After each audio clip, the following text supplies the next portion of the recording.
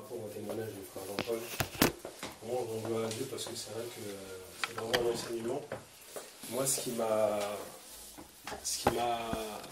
qui m'a alerté en fait, par rapport à ce que le frère a dit, et aussi son fils, aussi David, c'est le côté où le Seigneur en fait a inspiré David de prier, vraiment de prier. Et c'est vrai que par rapport à ça, moi, ça m'a alerté parce que souvent en fait, on ne considère pas en fait ce que le Seigneur fait pour nous et ce qu'il attend de nous. Et c'est vrai que souvent par rapport à ça, on est là, on pense que la vie nous appartient, on pense que voilà, on va quitter ici, on sait que demain on sera là, alors que non, on ne sait pas. Le Seigneur prend toute âme entre ses mains. Et moi-même en fait, ça m'a remis en question parce que je me suis dit, ah, Seigneur, pardon, parce que même lorsqu'on va où que ce soit, même pour louer le Seigneur, pour aller venir rendre un culte agréable au Seigneur, il faut toujours demander au Seigneur vraiment sa protection divine. Et par rapport à ça, vraiment, je rends gloire à Dieu parce que moi, c'est un enseignement. Je vois aussi David, justement, moi, je dis gloire à Dieu, vraiment, comment il a expliqué, comment il était. Moi, par rapport à ça, je dis, ah, franchement, gloire à Dieu. Enfin, me dire, j'aurais aimé vraiment que mon fils, vraiment, soit comme ça aussi, vraiment qu'il ait cette crainte. Et comme l'a dit aussi la servante, que c'est souvent, en fait, dans des choses comme ça, en fait, que le Seigneur assoit, en fait, la crainte de Dieu dans les cœurs des enfants. Et souvent, ça, c'est vrai que c'est mon combat, au niveau même plutôt, on va dire, de ma famille, mon petit frère, où vraiment le Seigneur, en fait, il fait ce travail, mais il n'a pas cette crainte. Et vraiment, je dis, Seigneur, vraiment, montre ta magnificence, montre ton autorité pour vraiment qu'ils puissent avoir cette crainte. Parce que souvent, malheureusement, aujourd'hui, les jeunes d'aujourd'hui, ils sont là, ils pensent que la vie leur appartient, ils pensent que voilà, ils peuvent tout faire, alors que le Seigneur, demain, il peut dire, voilà, ton âme est reprise. Et souvent, c'est important d'avoir cette crainte du Seigneur. Et toujours dans le sens, comme tu l'as dit, frère, il y a ce passage-là qui m'est venu dans Psaume 34. Psaume 34. Parce que c'est vrai que le Seigneur, en fait, c'est un Dieu miséricordieux, compatissant, lent à la colère et sans beauté. Mais c'est important que, c'est vrai que sa protection divine, en fait, c'est quelque chose qui est immérité pour chacun d'entre nous. Et même, en fait, sa protection divine, en fait, comme l'a dit la sœur Frédéric, même lorsqu'on n'est pas encore né de nouveau, le Seigneur nous fait grâce aussi aux païens, parce qu'il fait pleuvoir sur les méchants comme sur les justes. Mais nous qui sommes enfants de Dieu, c'est important de considérer qu'il y a une marche à suivre aussi également. Et dans Psaume 34, à partir du verset, je prends le verset 8, moi c'est Martin, donc il dit, non, à partir du verset 7, il dit, l'ange de l'Éternel se campe tout autour de ceux qui le craignent et les garantit. Je crois que dans les autres, c'est et les arrache au danger. Vous, c'est quoi la version? Qu'est-ce que c'est? Il les arrache. Voilà, exactement. Amen. Je continue. Savourez et voyez que l'Éternel est beau, ô que bienheureux, et les hommes qui se confient en lui. Craignez l'Éternel, vous ses saints, car rien ne manque à ceux qui le craignent. Les lionceaux ont disette, ils ont faim, mais ceux qui cherchent l'Éternel n'auront besoin d'aucun bien. Venez, enfants, écoutez-moi, je vous enseignerai la crainte de l'Éternel. Qui est l'homme qui prend plaisir à vivre et qui aime la longue vie pour voir du bien? Garde ta langue de mal et tes lèvres de parler avec tromperie. Détourne-toi du mal et fais le bien. Cherche la paix et la poursuis. Les yeux de l'Éternel sont sur les justes et ses oreilles sont attentives à leurs cris. La face de l'Éternel est contre ceux qui font le mal, pour exterminer de la terre leur mémoire. Quand les justes crient, l'Éternel les exauce, et il les délivre de toute leur détresse. Verset 18. L'Éternel est près de ceux qui ont le cœur déchiré par la douleur, et il délivre ceux qui ont l'esprit abattu. Le juste a des maux en grand nombre, mais l'Éternel les délivre tous. Il garde tes os, et pas un n'en est cassé. La malice fera mourir le méchant, et ceux qui haïssent le juste seront détruits. L'Éternel rachète l'âme de ses serviteurs, et aucun de ceux qui se confient en lui ne sera détruit. Amen.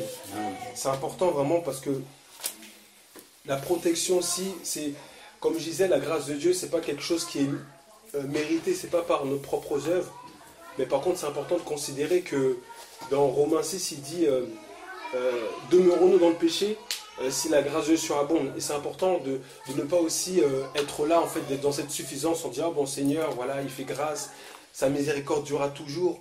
Mais nous, que le Seigneur nous a enseigné, il nous demande d'avoir une conduite, avoir cette crainte de l'Éternel. Et je pense que c'est vraiment important ça, parce que le Seigneur, il attend qu'on soit fidèle dans les moindres choses, même dans la prière, dans les choses, lorsqu'on est là, on quitte notre demeure respective, de prier, de remercier le Seigneur. Dans Éphésiens, je crois Éphésiens 5, il dit exactement, rendez continuellement grâce au Seigneur. C'est important que ce soit dans la louange, dans la méditation de la parole, dans la communion fraternelle, toutes ces choses-là, en fait, c'est important de le faire. Et comme il le dit dans sa parole, il dit, l'ange de l'Éternel se campe autour de ceux qui le craignent et les arrache au danger. Donc c'est important, c'est la crainte de Dieu en fait qui garantit également notre protection. Donc si le Seigneur nous éclaire, en fait, il nous demandera beaucoup. C'est vrai, certes, par la grâce de Dieu, par exemple, la sœur Frédéric, comme tu as dit, le Seigneur t'a gardé comme nous-mêmes aussi, lorsque nous étions encore pécheurs. Le Seigneur nous a gardés, nous a préservés par sa grâce. Mais maintenant que le Seigneur nous a éclairés, chacun d'entre nous, il attend de nous qu'on soit davantage fidèles, qu'on marche de progrès en progrès, de victoire en victoire, que notre intelligence soit renouvelée, comme dit dans Romains 12. Et cela me fait penser justement, comme tu le disais, par rapport à ça, avec l'émission, le fait que ça t'a permis en fait de repenser en fait à avoir les bonnes actions. Mais c'est ces choses-là en fait. C'est-à-dire que le Seigneur, il enseigne en toutes choses. Et plus en fait on est connecté à lui, au moment opportun, comme il dit, son ange est là à côté de nous et nous arrache au danger. Même s'il y a l'accident qui se passe, nos os sont préservés. Donc c'est important vraiment de considérer ça. Moi-même le premier, je me dis franchement, Seigneur, pardonne-moi, parce que lorsque j'ai entendu ce témoignage, je me suis repenti. Je dis, Seigneur, pardon, parce que je ne considère pas suffisamment ta grâce, suffisamment ta bonté envers moi. C'est vrai que si on avait les yeux... comme nous, on peut nous voir, chacun d'entre nous, les yeux ouverts spirituellement, on verra les combats, les choses, comment se passent autour de nous.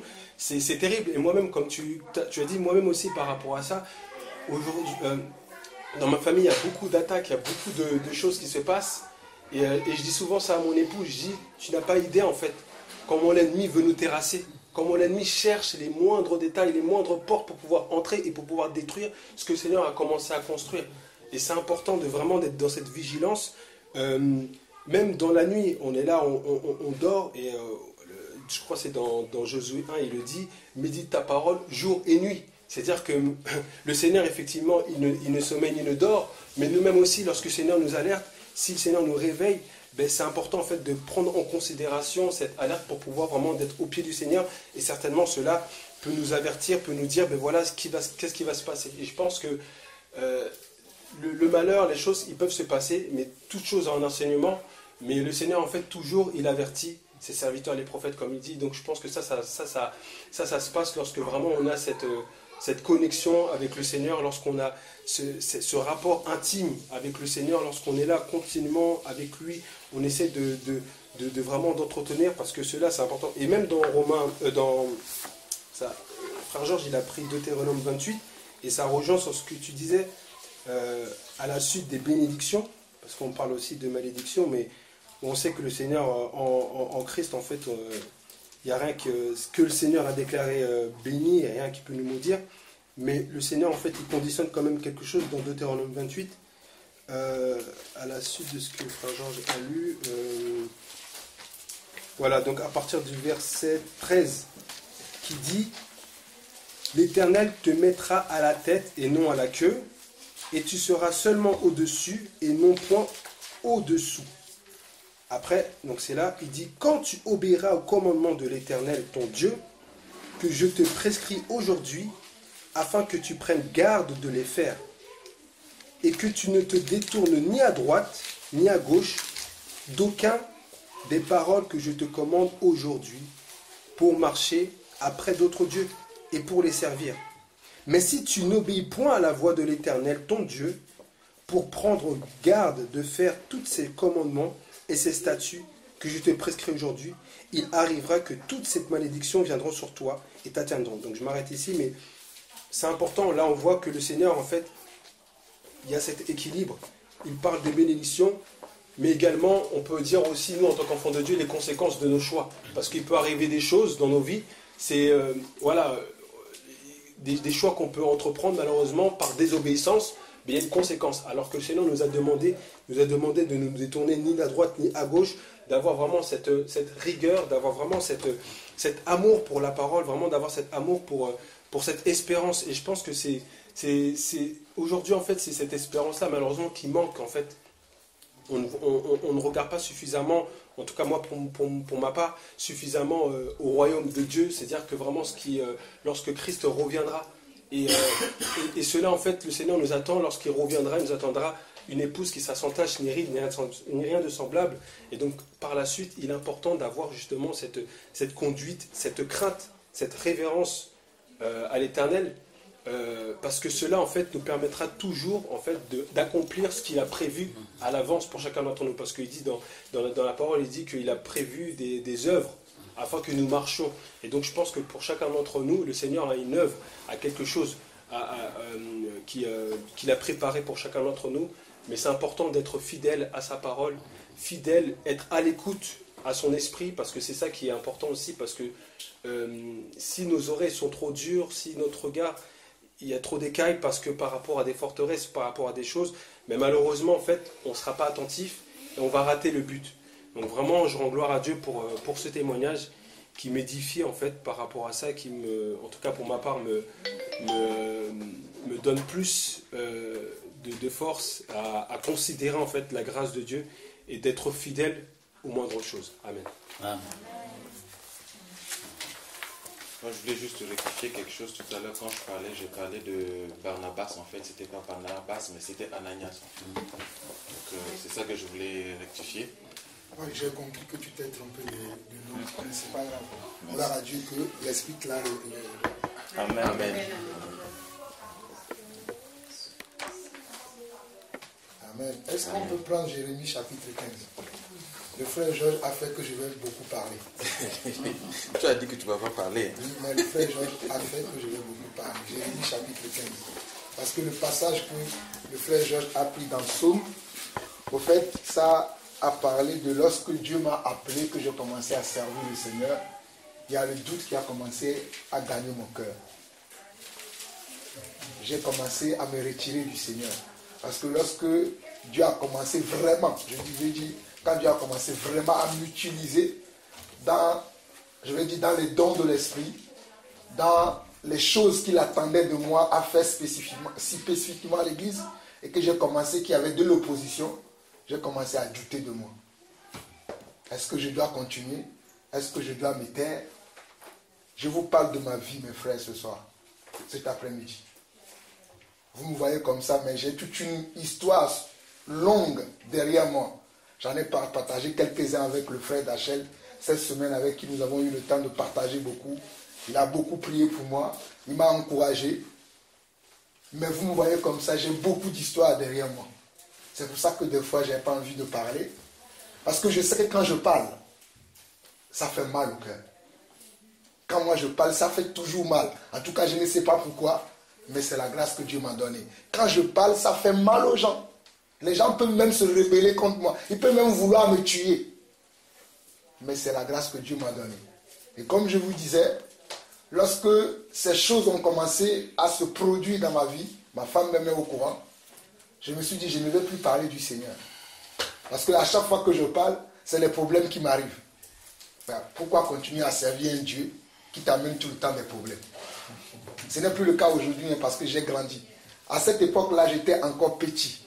Je n'étais pas encore devenu un homme, comme l'apôtre Paul le dit, qu'il y a parmi nous des gens qui sont au lait. J'étais encore au lait à cette époque-là. Mais là, je suis à la nourriture solide. Donc, je ne suis plus dans cet état. Donc, allons dans Jérémie 15. Lorsque Dieu a confirmé dans mon cœur qu'il m'a appelé, il m'avait dit quelque chose. Je ne n'oublierai jamais ça. Et Georges vient de le dire quand il a partagé avec nous le psaume 34 et Ésaïe 41. C'est la même chose que ces deux passages-là disent. Allons dans Ésaïe 41 et Jérémie chapitre 15. Nous allons lire à partir du verset 19. C'est un verset que j'ai appris par cœur. Je le connais par cœur. Jérémie 15 à partir du verset 19. Et comme je viens de dire, je dis que c'est le moment où j'ai commencé à servir véritablement Dieu. et que des fois, à la fin de mes services, des anciens m'appelaient, tu as dit ça aujourd'hui. Pourquoi tu nous as fait honte? Tu as fait ça aujourd'hui. Pourquoi tu as fait ceci? Tout le temps des répétitions, des réprimandes. À un moment donné, j'ai dit, Seigneur, je ne vais plus parler. Mais voici le message que Dieu m'a donné. Quelques jours que j'avais dit que je vais arrêter de ne plus servir le Seigneur, mais j'étais dans une période de jeûne pour chercher la face du Seigneur. Comme le frère vient de dire, que quand on est dans des situations difficiles, il faut chercher la face de Dieu. Actuellement, vu que je serai en mission au Togo pendant 40 jours, je médite beaucoup la parole. Je prépare les messages que je vais prêcher là-bas. Et en même temps, en préparant ces messages-là, Dieu me parle pour ce que je dois faire en France avant de partir. C'est pour ça que je fais des vidéos spontanées en ce moment. Je ne sais pas si vous avez écouté certains, mais je fais beaucoup de vidéos spontanées en ce moment. Mais en préparant la mission que je vais aller faire au Togo. L'une de ces vidéos que j'ai fait, je parlais de Jésus. Et ce n'était même pas de Jésus que je préparais un message. Parce qu'on m'a demandé de préparer un message sur le commencement de l'Église. Et j'étais en train d'étudier la parole de Dieu. Parce que c'est comme ça que moi je fais. Avant de parler d'un thème, j'aime étudier la parole. Pour venir donner un enseignement exact. J'étais en train d'étudier, je suis tombé sur une phrase qui parle de David dit, comment David pouvait dire lui-même que Seigneur, assis-toi ceci. Et cette phrase m'a interpellé. Et Dieu a commencé à me donner un enseignement. Et j'ai fait un enseignement par rapport à Dieu, pour dire que Dieu est Père. Mais je vais revenir sur ça. Mais lisons maintenant Jérémie chapitre 15 du verset 19 au verset 21. Parce que le frère Georges a parlé de cela tout à l'heure dans Isaïe 41. Il dit, c'est pourquoi ainsi parle l'Éternel. Si tu te rattaches à moi, je te répondrai. Et tu te tiendras devant moi. Si tu sépares ce qui est précieux de ce qui est vil, tu seras comme ma bouche. J'avais demandé au Seigneur, qu'est-ce qui est précieux pour toi que je dois séparer pour être comme ta bouche? Parce que le jour où le Seigneur m'a révélé ce passage-là, je ne comprenais pas encore même quand je lisais. Il a fallu que le Seigneur m'enseigne que ce qui est précieux dont il parle, c'est sa parole. Il me disait que ce qui était précieux, c'est sa parole. Que je dois être fidèle dans la parole. La parole qui nous a enseigné, ou bien qui nous enseigne. Nous devons être fidèles à la parole de Dieu. Car la parole de Dieu est la vérité. C'est pour ça que la Bible dit, vous connaîtrez la vérité, et la vérité vous affranchira. Jean 8, verset 32. Et il continue encore que c'est cette parole qui vous jugera le dernier jour. Jean 12, verset 48. Donc la parole doit être quelque chose qui est précieuse pour nous. Regardez la suite. Il dit, c'est à eux de revenir à toi, mais ce n'est pas à toi de retourner vers eux. Je te rendrai pour ce peuple comme une forte muraille d'airain. Ils te feront la guerre, mais ils ne te vaincront pas, car je serai avec toi pour te sauver et te délivrer, dit l'Éternel. Je te délivrerai de la main des méchants, je te sauverai de la main des violents. Lorsque j'avais compris cette parole, croyez-moi, je pouvais être parmi les sorciers. Je disais toujours ce que Dieu veut que je dise. Je pouvais être parmi un foule de pasteurs qui ont accompli de grandes choses que je n'ai pas encore accomplies. Je vais lui dire, dans le nom de Jésus, ce que tu fais là, ça ce n'est pas la vérité. Et ça m'a toujours attiré des ennuis. Ça a toujours fait qu'on va me dire que je suis orgueilleux. Mais moi, je veux simplement séparer ce qui est précieux de ce qui est vil. Selon que le Seigneur me l'avait demandé de le faire. C'est pour ça que je suis allé dans l'histoire. Pour que vous puissiez savoir comment est-ce que Dieu m'a formé. Dieu m'a... En tout cas, je suis encore dans la formation avec Dieu. Dieu m'a formé dans les secrets. Même si j'ai fait 2 années de l'école biblique et 3 ans avec les anciens, des fois, Dieu me met à part.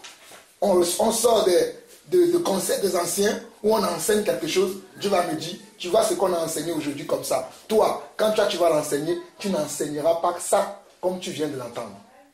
Plusieurs fois, Dieu a fait ça avec moi. Je ne vous mens pas. Même quand j'étais à l'école biblique, j'ai noté des choses. Mais Dieu me disait, tu ne vas pas noter comme ce qu'on te raconte. Tu noteras comme moi ce que mon esprit te dit. Et la plupart des temps, quand je vais enseigner, je prends souvent mes notes. Comme à la veillée, quelqu'un avait posé la question sur la prière. Et j'ai dit, j'aimerais bien avoir mes notes à côté de moi. Parce que moi, j'aime prendre des notes pour bien structurer l'enseignement. Tu te rappelles bien lorsque nous étions au Maroc, à Fès, j'ai pris, parce que je veux enseigner quelque chose qui est exact. Pas parler comme ça en l'air, mais structurer l'enseignement pour que cela soit clair. Maintenant, mes frères, j'aimerais être franche avec vous. Peut-être certains frères sont au courant. Peut-être ce que je vais dire, peut-être le frère Georges ne va pas apprécier. Mais je vais quand même dire. Actuellement, il y a une vidéo qui circule sur le net. Qui parle de moi, du frère Alain, du frère Barwani et d'un autre frère qui est aux Antilles. C'est quoi l'objet de cette vidéo? Dans cette vidéo, le frère Georges Nama, qui est aux États-Unis, nous traite des gens qui ont des doctrines de démons. Pourquoi il nous traite des gens qui ont des doctrines de démons? Parce que nous disons que Jésus-Christ est le Père. C'est juste à cause de ça que le frère Georges Nama nous traite de doctrines des gens qui ont des doctrines de démons. J'ai écouté plusieurs personnes que j'ai reçues qui m'ont dit cela depuis des années. Mais je n'ai jamais parlé publiquement de ça. Parce qu'il faut avoir de la patience. J'ai connu le frère Georges en 2012. Nous sommes aujourd'hui en 2019. Lorsque le frère Georges a enseigné premièrement que Jésus-Christ n'est pas Dieu, c'était en 2013. Il y avait le frère Alain, il y avait le frère Martial, il y avait le frère Alain, Patrick Sopp de l'Allemagne, il y avait moi-même et il y avait le frère Junior du Cameroun. On l'a pris ensemble pour dire, mon frère, tu n'es pas la seule personne à qui Dieu a accordé la grâce d'enseigner la parole de Dieu. Viens, nous allons partager ensemble avec toi ce que nous aussi nous avons reçu du Seigneur concernant Jésus-Christ. Il est venu, nous avons fait une réunion de 20h30 jusqu'à 11h du matin. Le frère voulait que nous acceptions comme lui que Jésus-Christ est simplement le Fils de Dieu. Je me rappelle ce jour-là, tous mes frères, personne n'a pu lui dire que non, nous n'allons pas croire ça. Moi, je me suis levé dans cette réunion. J'ai dit, mon frère Georges, avec tout l'amour que j'ai pour toi, les autres frères peuvent ne rien dire. Mais moi, Jean-Paul Lawson, je te dis que Jésus-Christ n'est pas simplement le Fils. Il est aussi le Père. Si tu ne veux pas l'accepter, ce n'est pas un problème. Continue de faire ton travail. Moi aussi, je continuerai de faire mon travail à ma part. Je me suis déconnecté et je suis sorti de la réunion. 30 minutes plus tard, mon téléphone sonne. Le frère Alain et le frère Patrick de l'Allemagne m'appellent. Il me dit, mon frère, j'ai vu comment tu es parti dans la réunion, mais il faut qu'on répare ce qui se passe là. On ne peut pas le laisser comme ça. Il dit, comment on va le réparer? Il dit, ben, unissons-nous ensemble et faisons-nous maintenant un enseignement pour éclairer le peuple de Dieu. C'est ainsi que le frère Sopp de l'Allemagne, le frère Junior du Cameroun, le frère Marcel Gongo d'Orléans, moi et le frère Alain Patrick qui sommes en Île-de-France, on a fait un enseignement ensemble qui est encore sur être en Jésus. Où nous parlons que Jésus-Christ est le Père, il est le Fils et il est le Saint-Esprit. Et depuis ce jour jusqu'à maintenant, je n'ai plus parlé comme je parle là. Je vous parle là, je n'ai plus parlé de ça. Parce que ce n'est pas ça, simplement ça la mission. La mission, c'est que nous continuons à enseigner d'autres choses qui sont dans la Bible au lieu de rester sur ça. Mais le frère Georges, lorsque quelqu'un lui demande par rapport à mon sujet, par rapport au sujet de mon frère Alain Patrick, il va dire toujours que nous sommes des gens qui enseignent les doctrines des démons. Trouvez-vous ça normal? Si quelqu'un, il y a même des sœurs qui prient avec nous, qui ont contacté le frère Georges, qu'est-ce que tu peux nous dire de ces frères-là? Non, ils sont des personnes qui ont des doctrines des démons. Je sais que mes frères ne parleront pas de ça. Mais moi, Dieu m'a mandaté de parler de ça. Ce soir, lorsque je vais rentrer chez moi, je vais faire une vidéo, ça sera la dernière vidéo que je vais faire concernant cet enseignement. Et moi aussi, je parlerai publiquement de Georges Nama. Après, je ne reviendrai plus dessus parce que moi, j'ai d'autres choses à faire. Je ne suis pas un journaliste pour être là à parler des choses qui se passent dans les églises. Ce n'est pas ça mon appel. Que ceux qui pensent servir Dieu comme ça, le servent comme ça. Mais je vais prendre quelques passages pour vous révéler qui est Jésus très brièvement, afin que vous aussi vous ayez cette connaissance. Mais si vous voulez encore davantage, j'ai fait plusieurs enseignements. Je connais mon frère Barwani, que je dis ici publiquement, que lui, il a reçu la connaissance en tant à ce qui concerne Jésus, plus que moi. Pourtant, j'ai reçu la grâce d'être un apôtre dans l'église. Mais je n'ai pas la connaissance de Jésus-Christ que le frère Barwani a. Je n'ai pas cette connaissance-là. Le frère m'a beaucoup enseigné quant à ce qui concerne Jésus-Christ. Parce que moi, je suis quelqu'un, je respecte tous les ministres qui sont dans l'église. Je ne pense pas que c'est moi seul qui est le ministre et que c'est moi qu'on doit écouter, contrairement à ce que quelques-uns pensent.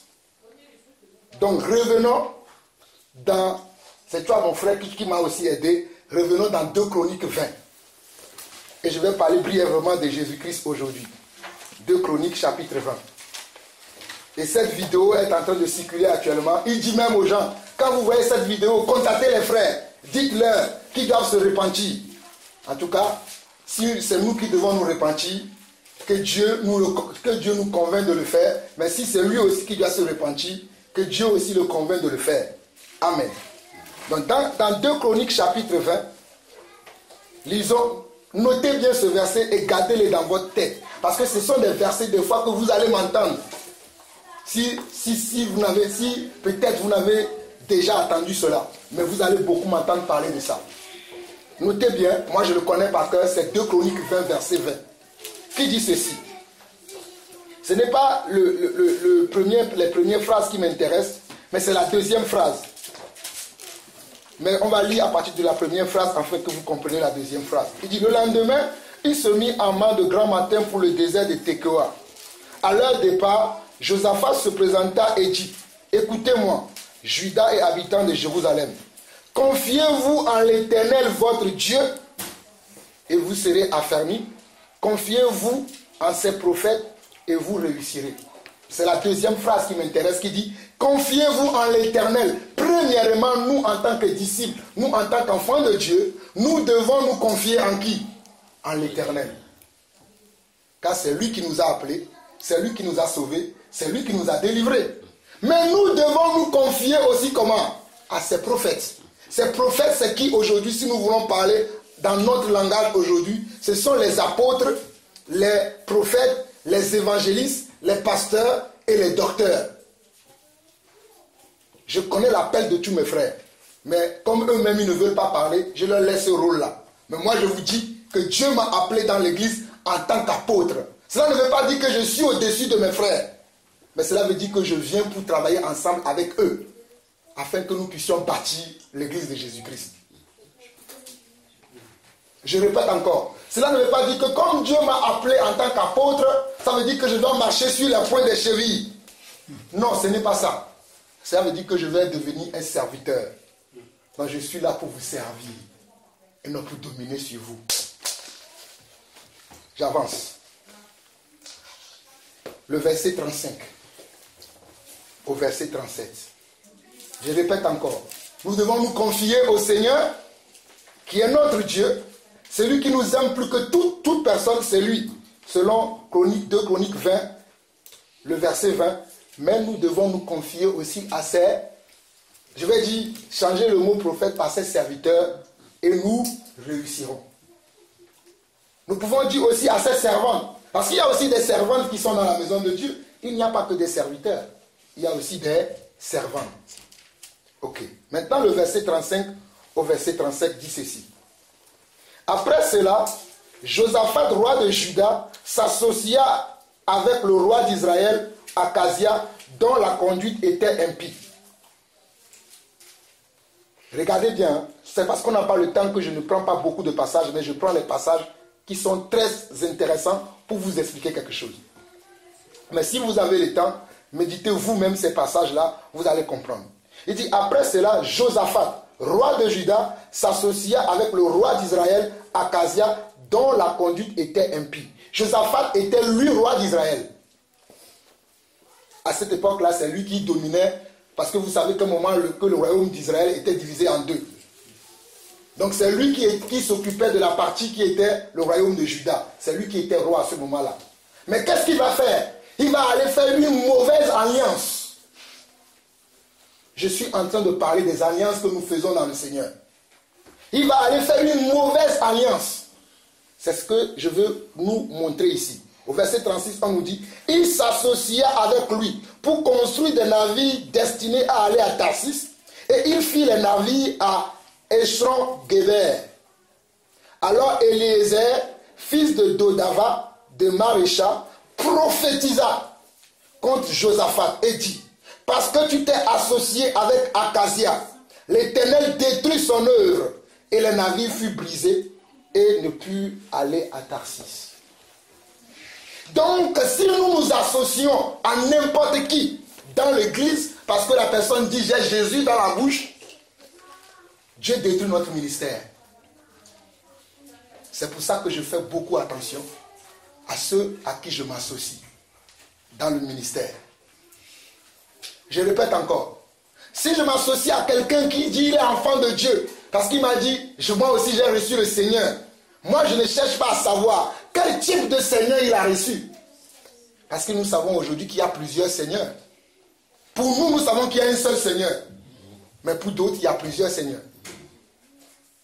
Donc moi, je dois savoir, mon frère ou ma soeur qui me dit, moi aussi j'ai reçu le Seigneur, je chercherai à savoir quel type de Seigneur il a reçu. Si je vois qu'il a reçu le même Seigneur comme moi, alors là, je peux m'associer à lui. Si je vois que lui et moi, nous parlons le même langage, nous conjuguons le même verbe, alors là, je pourrais marcher avec lui. Mais si nous ne parlons pas le même langage, ni ne conjuguons le même verbe, nous ne pouvons pas nous associer. Voilà pourquoi, depuis 2013, je suis intervenu, si je me rappelle bien, 3 fois sur Jésus-Christ TV. Mais lorsque cet enseignement-là est venu, je me suis engagé devant ces collèges-là d'anciens qu'on avait mis en place à cette époque-là parce que Dieu a commencé à nous utiliser à faire des choses au travers de cette chaîne que je bénis. Malgré que je n'approuve pas ce qui se fait sur cette chaîne, nous avons dit aux frères, nous croyons que Jésus-Christ est le Père. Si toi tu ne crois pas, fais ton travail, nous aussi nous allons faire notre travail de notre côté. Nous avons arrêté de parler de lui. Mais lui, dans toutes les vidéos qu'il fait, il parle de nous. Ceux qui pensent que Jésus-Christ est son propre Père, son propre Fils, ils ont une doctrine de démon.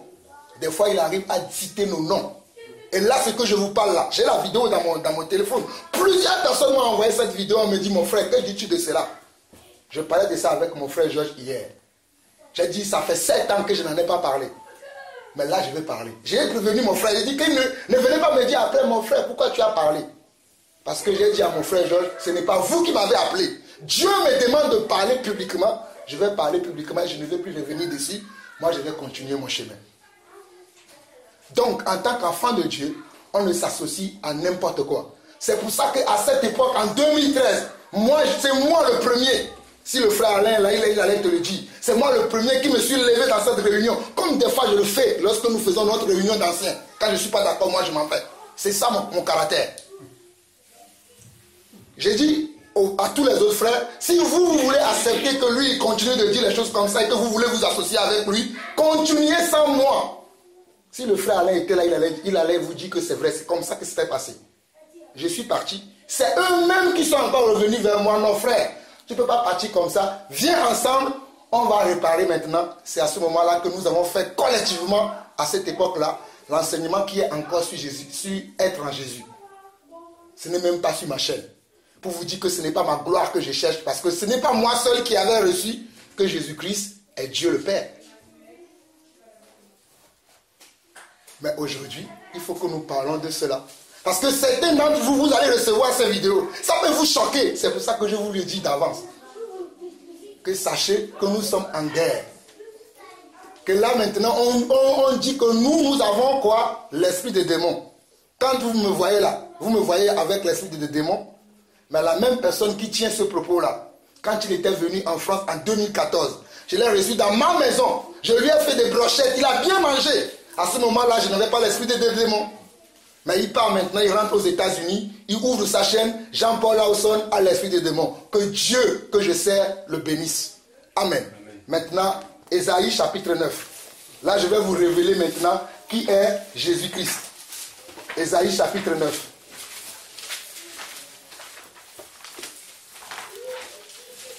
Mais je précise encore, selon la parole dans Jean chapitre 1, que c'est le Seigneur qui révèle Jésus. Moi, je veux parler de ce que moi j'ai reçu. Vous êtes libre de ne pas croire, comme vous êtes aussi libre de croire. Mais moi, je vais vous parler brièvement de ce que j'ai reçu, de qui est Jésus-Christ. Amen. Donc, Ésaïe chapitre 9.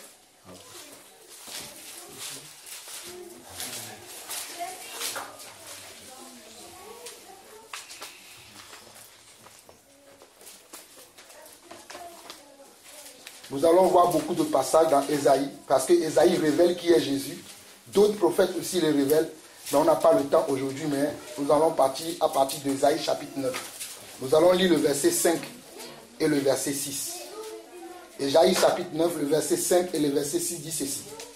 Car un enfant nous est né, un fils nous est donné. On l'appellera admirable conseiller, Dieu puissant, Père éternel, prince de la paix. Mes frères, la Bible que nous lisons dit qu'on appellera le fils qui nous serait donné, on l'appellera comment? Un Père éternel. Qui suis-je moi, Jean-Paul, maintenant pour dire à quelqu'un, n'appelle pas Jésus Père? Dieu puissant. Je suis plus grand que le prophète Ésaïe? Non, je ne suis pas plus grand que le prophète Ésaïe. Selon Éphésiens chapitre 2, verset 20 qui dit que nous, ce que nous croyons, nous le croyons sur le fondement des apôtres et des prophètes. Nous n'inventons rien, car ce qui a été, c'est ce qui est et c'est ce qui sera. Nous répétons simplement ce que ceux qui ont été avant nous, ils ont répété. Mais quelques-uns n'ont pas cette connaissance-là. La Bible nous dit qu'on l'appellera admirable conseiller, Père éternel. Il y a certains aujourd'hui qui ne veulent pas qu'on l'appelle Père éternel. Eux, ils préfèrent que nous l'appelions comme eux aussi l'appellent. Mais moi, j'ai choisi de l'appeler selon ce que moi je lis dans les prophètes. Bon, maintenant le verset 6 dit, donnez l'empire de l'accroissement et une paix sans fin au trône de David et à son royaume, l'affermir et le soutenir par le droit et par la justice. Dès maintenant et à toujours, voilà ce que fera le zèle de l'Éternel des armées. Donc ce Fils qui nous sera donné, qu'on appellera Père éternel, admirable conseiller, prince de la paix, qu'est-ce qu'il va venir, qu'est-ce qu'il va faire? Sa mission est de donner de l'accroissement à l'empire de Dieu. Sa mission est de soutenir l'empire, le royaume de Dieu. Sa mission est de nous faire grandir et de nous développer dans la connaissance et dans la révélation de qui est notre Dieu. C'était la mission que le Fils, celui-là, qui devait être né, un Fils nous est donné. Comme lui-même il a dit, il est écrit ici, car un enfant nous est né, un Fils. Donc il ne peut pas être aussi le Père, parce qu'il ne comprend pas les Écritures.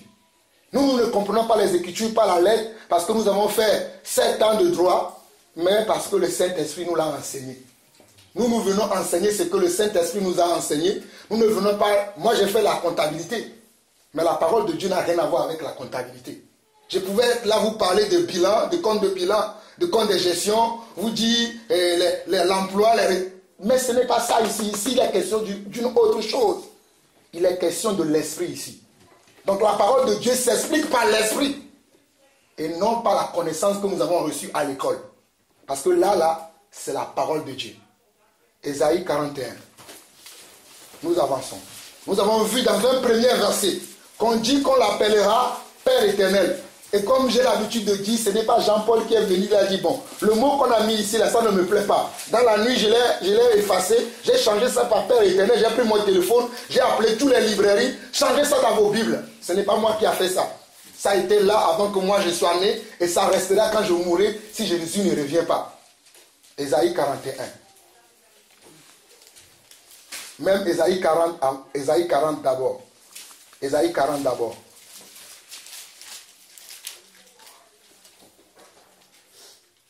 Au verset 3, on nous dit, une voix crie, préparez au désert le chemin de l'Éternel. Aplanissez dans les lieux arides une route pour notre Dieu. Que toute vallée soit exaucée, que toute montagne et toute colline soient abaissées, que les coteaux se changent en plaine et les défilés étroits en vallons. Alors la gloire de l'Éternel sera révélée et au même instant, toute chair la verra, car la bouche de l'Éternel a parlé.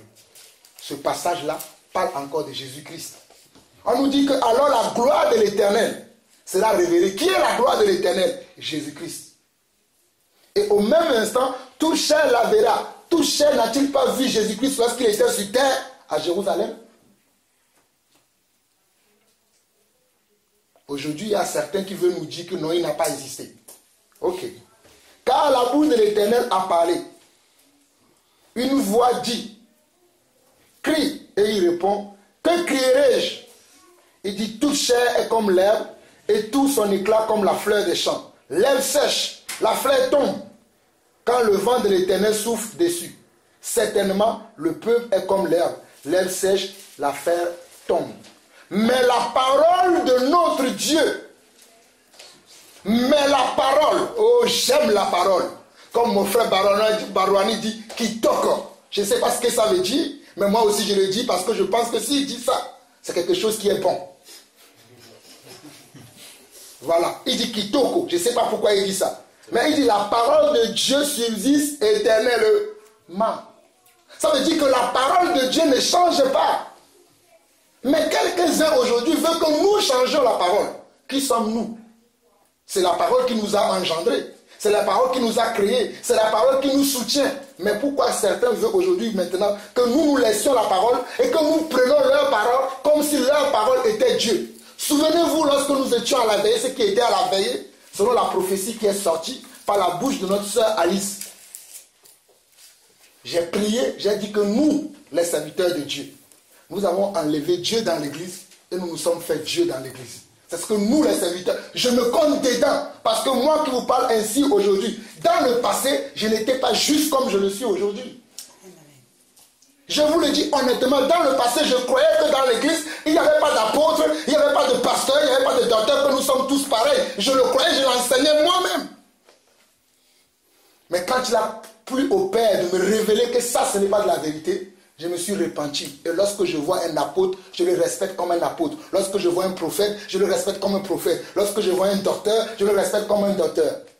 Mais notre frère Georges, il dit sur Jésus-Christ TV, non, dans l'église aujourd'hui, nous sommes tous frères. On n'a plus besoin d'apôtres, des prophètes dans l'église, car nous sommes tous des sacrificateurs. C'est ce que la Bible dit dans Éphésiens chapitre 4, verset 11. Non. Éphésiens chapitre 4, verset 11 dit que dans l'église, Dieu a établi les uns comme apôtres, prophètes, évangélistes, pasteurs et docteurs. Jacques nous dira même dans chaque chapitre 3, ne vous mettez même pas tous à enseigner. Ça veut dire qu'il y en a qui peuvent enseigner et d'autres ne le peuvent pas. Mais mon frère soutient, parce que lui, il ne veut pas qu'on l'appelle ni apôtre, ni... Je ne sais même pas quel appel il pense qu'il a. Il dit simplement, je suis frère Georges. Voilà pourquoi il ne peut apporter que l'évangile de frère Georges. Moi, je n'amène pas ici l'évangile de Jean-Paul. J'amène l'évangile de Jésus-Christ. Parce que c'est lui qui m'a appelé. Il m'a mis une parole dans ma bouche et il me dit de le dire fidèlement selon ce que je vous ai lu tout à l'heure dans Jérémie chapitre 15. C'est pour ça que je ne rigole pas avec l'appel.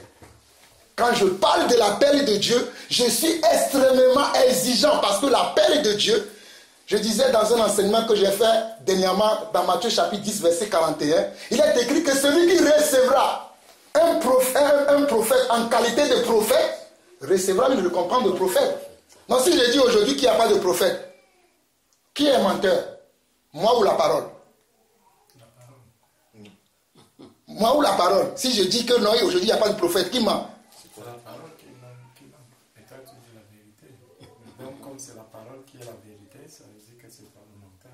Amen, amen, que Dieu soit béni, que Dieu soit béni. C'est la parole qui est la vérité. Donc aujourd'hui dans l'église, nous avons encore des apôtres, des prophètes, des évangélistes, des pasteurs et des docteurs selon que Dieu a donné.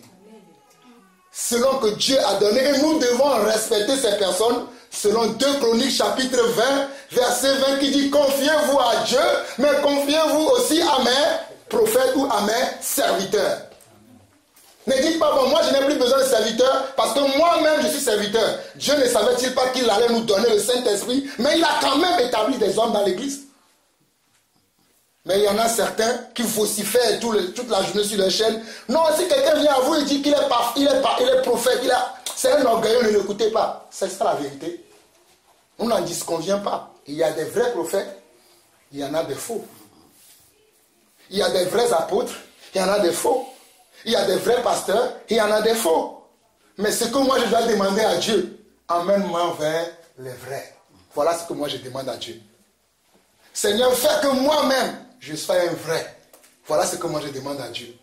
Et je ne dis pas aux gens, non, il n'y a plus de... Je le dis, comme je vous viens de vous... Je pensais aussi, moi aussi, la même chose avant. Mais Dieu m'a arrêté dans ma démence. Il m'a dit, non, mon fils, ça, ce n'est pas la vérité. Je t'ai dit que tu dois séparer ce qui est précieux de ce qui est vil. C'est pour ça que je respecte même les pasteurs qui sont encore dans les bâtiments. Moi, je les respecte. Parce que ce n'est pas moi qui les ai appelés. C'est Dieu qui les a appelés. C'est Dieu qui doit leur révéler qu'ils sont aussi dans le péché. Je peux aller leur dire. Mais ça ne va pas, je ne vais pas commencer maintenant à dire, quand Georges dit aux gens, quittez les assemblées, les gens quittent, c'est eux qui s'occupent, c'est lui qui s'occupe de ces gens-là, aujourd'hui. Beaucoup de personnes ont quitté les assemblées, ils sont où aujourd'hui? Ce n'est pas comme ça qu'on fait l'œuvre de Dieu. Tu es là, quittez, les gens ont quitté, en masse, ils sont où aujourd'hui? J'ai participé à cela, je regrette mes frères, je vous dis la vérité. Mes frères, ce n'est pas normal qu'on fasse des choses comme ça. Je dis, j'ai participé à ça. Mais aujourd'hui, je ne peux plus parler comme ça. Laissons les gens là où ils sont. Ne disons pas les choses que nous ne comprenons pas. Nous ne pouvons pas dire aux gens quitter les assemblées. Ils vont aller où? Ils vont venir chez nous. Dans cette maison, nous pouvons recevoir tous les gens qui vont quitter les assemblées. C'est Dieu qui doit dire aux gens de quitter les assemblées. Ce n'est pas moi. C'est la vérité qui va faire que moi, quand j'ai quitté Charisma, ce n'est pas un homme qui m'a dit quitte là-bas. C'est Dieu qui m'a dit, mon fils, quitte là-bas, tu vas me servir. Voilà le travail que l'ennemi fait aujourd'hui. On dit aux gens de quitter les assemblées. Les gens sont livrés à eux-mêmes. On est là, maintenant on va leur dire, vous êtes vos propres pasteurs. C'est un mensonge, je suis désolé. On a besoin des pasteurs, des docteurs, des évangélistes pour être instruits dans la voie de Dieu. Mais quelqu'un, lui, il est simplement derrière sa chaîne de télévision. Pourquoi je me déplace pour aller dans les maisons? Pourquoi je me déplace pour aller dans les assemblées? Parce que je marche selon les Écritures. Je ne reste pas juste derrière une caméra, je parle et je dis je fais des disciples. Non, ça aussi je l'ai fait dans le passé. C'est pour ça que j'avais proposé à mes frères, lorsque nous faisons encore des réunions de Skype, j'ai dit moi je ne veux plus continuer, moi je vais aller sur le terrain, parce que c'est ça la vérité. Et je crois encore à cela aujourd'hui. Même sur Skype, il y aura des temps où vous ne me verrez pas, parce que ce n'est pas ça l'église pour moi. Je vous dis la vérité honnêtement, même sur Skype, là où je fais actuellement, peut-être d'ici la fin de l'année, vous ne me verrez plus. Parce que ce n'est pas pour moi ça l'appel de Dieu. Je préfère prendre mon salaire à la fin du mois, rendre visite aux gens, parler avec les gens. Ça, c'est le travail. Aujourd'hui, parce qu'il y a des réseaux sociaux, on se cache derrière les réseaux sociaux, on dit on sert Dieu. Non. À l'époque des apôtres, il y avait des bateaux, il y avait tout ça. Qu'est-ce qu'ils faisaient? Ils ne restaient pas derrière un bateau à Jérusalem. Ils disent, bon, nous prêchons à ceux qui sont en Italie. Non, ils prenaient les bateaux. Ils arrivent là-bas, ils se garent, ils vont parler aux gens un à un. Après, ils reprennent le bateau, ils repartent d'où ils sont venus. Et quand ils sentent le besoin qu'il faut repartir là-bas, ils repartent. Voilà la mission que Jean-Paul Lawson a reçue de Dieu. Jean-Paul Lawson n'a pas reçu une mission de s'asseoir dans son salon. Il parle simplement aux gens. Non. Il m'arrive de faire ça spontanément. Parce qu'il y a un sujet qui brûle dans mon cœur. Mais je retourne toujours sur le terrain, là où je dois faire le travail. C'est une petite aparté. Nous continuons dans là où nous étions. Au verset 8, on nous dit, mes lèvres sèchent, la fleur tombe, mais la parole de notre Dieu subsiste éternellement. Monte sur une montagne, Sion, pour publier la bonne nouvelle, et lève avec force ta voix. Voilà pourquoi lorsque je lève ma voix, je crie beaucoup. Ça peut vous faire mal aux oreilles, mais je suis comme le prophète Jean-Baptiste. C'est pour ça que dans certains de mes enseignements, je dis que je suis la voix qui crie dans le désert. Même mon épouse me dit, mais tu dis ça, mais tu es en France. Il n'y a pas de désert en France. Je dis, c'est une prophétie. Je vous assure, mon épouse, ma soeur me dit ça. Je dis, Jean-Paul, ne dis pas ça, parce qu'en France, il n'y a pas de désert. Je dis, c'est une prophétie du Seigneur. Moi, je vais continuer à le dire. Je suis la voix qui crie dans le désert. Parce que là, c'est le désert maintenant. Nous cherchons là où il y a la vie. Nous sommes dans un désert spirituel. Nous devons chercher la vie spirituelle. Au verset 10, on nous dit, voici, le Seigneur, l'Éternel vient avec puissance, et de son bras il commande. Voici le salaire est avec lui, et les rétributions le précèdent. Comme un berger, il paîtra son troupeau. Il prendra les agneaux dans ses bras, et les portera dans son sein. Il conduira les brebis qui allaitent, qui a mesuré les eaux dans les creux de sa main, pris les dimensions des cieux avec la paume, et ramassé la poussière de la terre dans un tiers de mesure, qui a pesé les montagnes au crochet et les collines à la balance, qui a sondé l'esprit de l'Éternel et qui l'a éclairé de ses conseils. Avec qui a-t-il délibéré pour en recevoir de l'instruction? Qui lui a appris le sentier de la justice? Qui lui a enseigné la sagesse? Il fait connaître le chemin de l'intelligence. Il fait connaître le chemin de l'intelligence. Voici ce que Jésus-Christ fait. Allons maintenant, Ésaïe 41 maintenant. Ésaïe 41. Nous lisons à partir du verset 4. Il dit, qui a fait exécuter ces choses? Bon, afin que vous compreniez ça, partons du verset 1er. Parce qu'il y a tellement beaucoup de passages à partager, je n'aimerais pas être long. C'est pour ça que j'entrecoupe, je vous donne les versets essentiels. Mais si vous avez le temps, mes chers amis, méditez Ésaïe chapitre 40 jusqu'à Ésaïe chapitre 50, vous allez découvrir qui est Jésus-Christ. Moi, je vais essayer de vous donner un peu de substance. Donc, on nous dit, au verset 1er d'Ésaïe 41, « Il fait silence pour m'écouter, que les peuples raniment leur force, qu'ils avancent et qu'ils parlent. Approchons-nous pour plaider ensemble. Qui a suscité de l'Orient celui que le salut appelle à sa suite, qui lui a livré les nations et assujetti des rois, qui a réduit leurs glaives en poussière et leurs arcs en chaume qui s'envolent. Il s'est mis à leur poursuite, il a parcouru avec bonheur un chemin que son pied n'avait jamais foulé. Qui a fait et exécuté ces choses? C'est celui qui a appelé les nations, les générations dès le commencement. Moi, l'Éternel, le premier et le même jusqu'au dernier âge. Je ne sais pas si vous avez compris le verset 4. Il dit, qui a fait toutes ces choses que nous avons lues du verset 1 au verset 3? Il dit, c'est moi qui a fait ces choses. C'est celui qui a appelé les générations dès le commencement. Qui a appelé les générations dès le commencement? L'Éternel. Il dit, moi, l'Éternel, le premier et le même jusqu'au dernier âge. C'est-à-dire, moi, l'Éternel, je serai toujours le premier, et même jusqu'au dernier âge, je serai toujours le premier. C'est ce que ce passage veut dire. Je continue. Au verset 10. Georges a lu ça tout à l'heure avec nous. Mais si nous revenons au verset 4, au verset 13 plutôt. Il dit, car je suis l'Éternel ton Dieu, qui fortifie ta droite, qui te dit, ne crains rien, je viens à ton secours. Ne crains rien, vermisseau de Jacob, faible reste d'Israël. Nous sommes les faibles restes d'Israël aujourd'hui. Parce que nous étions des païens. Nous n'étions pas Israël. Mais à cause de la grâce de Dieu, Dieu nous appelle nous aussi à être Israël aujourd'hui. Je viens à ton secours, dit l'Éternel, et le Saint d'Israël est ton sauveur. Avons-nous deux sauveurs? Non. Nous en avons qu'un? On dit que le Saint d'Israël est ton sauveur. Donc Jésus-Christ est notre sauveur. Et il est le Saint d'Israël, il est l'Éternel, il est le seul Dieu tout-puissant auquel nous croyons. J'avance.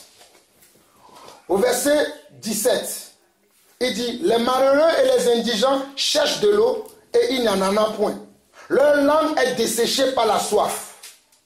Les malheureux et les indigents, c'est ceux qui racontent des âneries aujourd'hui. Ils pensent qu'ils connaissent là, ils ont la connaissance, mais ils n'en ont pas. L'eau ici représente quoi? La parole. Ils cherchent la parole, mais ils n'ont pas cette parole. Mes frères, ne comprenons pas la Bible par la lettre. Derrière chaque mot de la Bible, il y a un esprit. Il dit, moi l'Éternel, je les exaucerai. Moi le Dieu d'Israël, je ne les abandonnerai pas.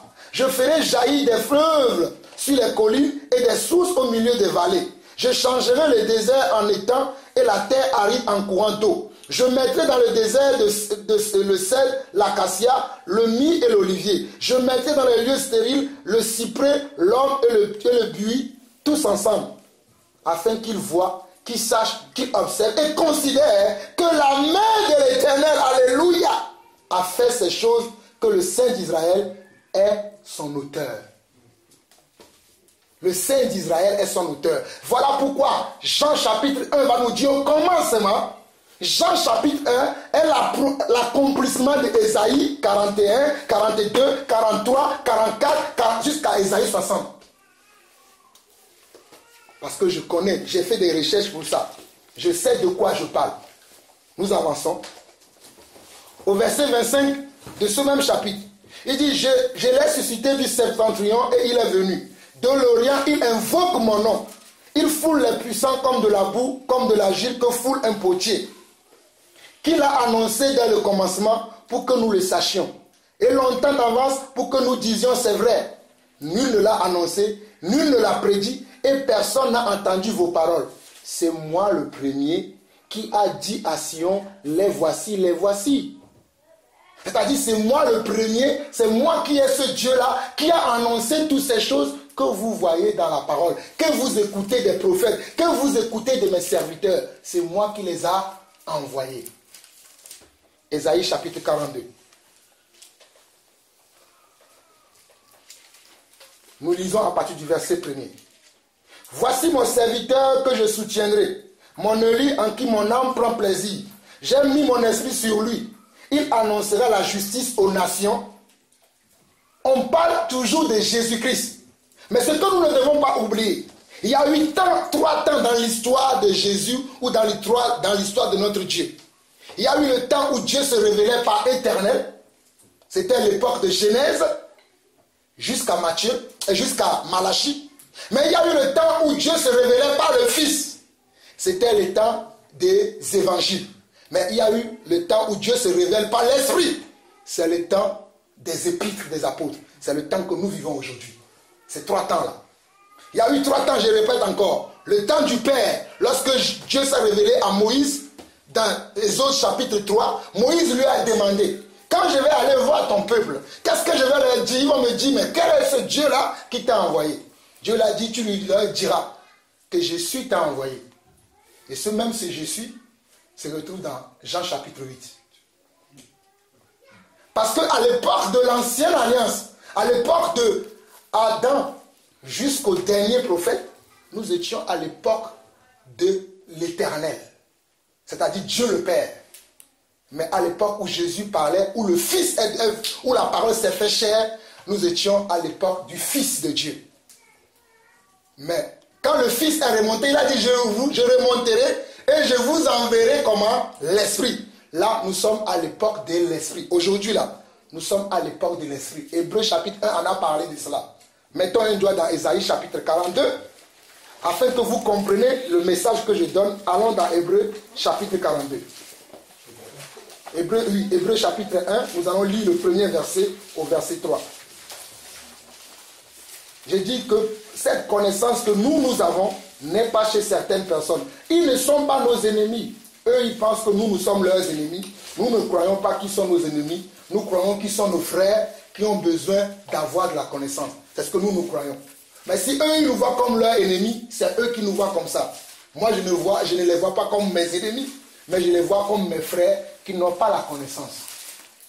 Ce n'est pas de la prétention, c'est ce que je suis que je dis. Ok, Hébreu chapitre 1. On nous dit, après avoir autrefois, à plusieurs reprises et de plusieurs manières, parlé à nos pères par les prophètes, Dieu dans ces derniers temps nous a parlé par le Fils. Ah bon? Donc nous reconnaissons que dans les temps passés, Dieu par plusieurs manières a parlé à nos pères. Dieu ne parle pas toujours de la même manière. C'est pour ça que la Bible dit que Dieu parle tantôt d'une manière, tantôt d'une autre. Jacques nous l'a révélé. On nous dit qu'aujourd'hui, il nous parle par le Fils. Il a établi héritier de toutes choses.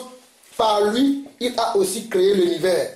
Le Fils est le reflet de sa gloire et l'empreinte de sa personne. Et il soutient toutes choses par sa parole puissante. Le Fils est le reflet de qui? Est le reflet du Père.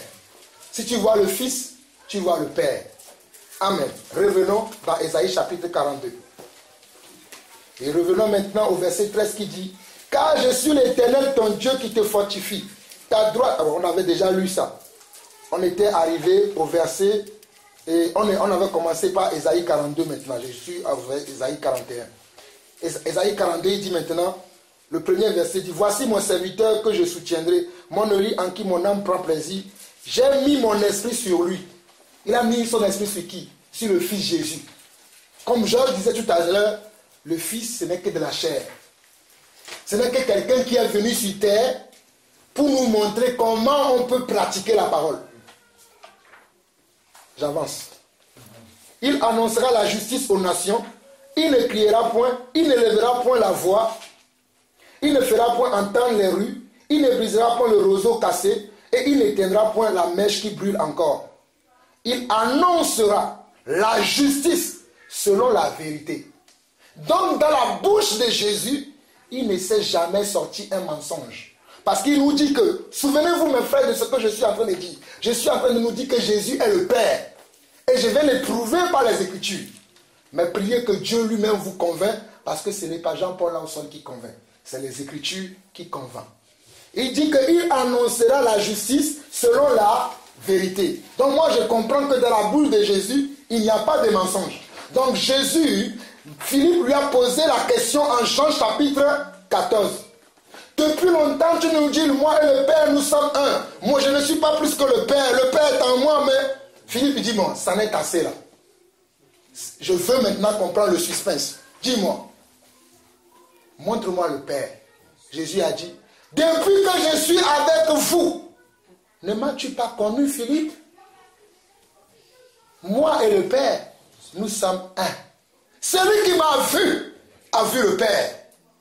Mes frères et sœurs, Monsieur Georges Nama dit que moi qui dis ça, je suis rempli de l'esprit des démons. Je l'accepte, que Dieu le bénisse. Mais moi, je préfère croire à ce que Jésus a dit à Philippe de croire que ce que lui il raconte. Basé sur quoi?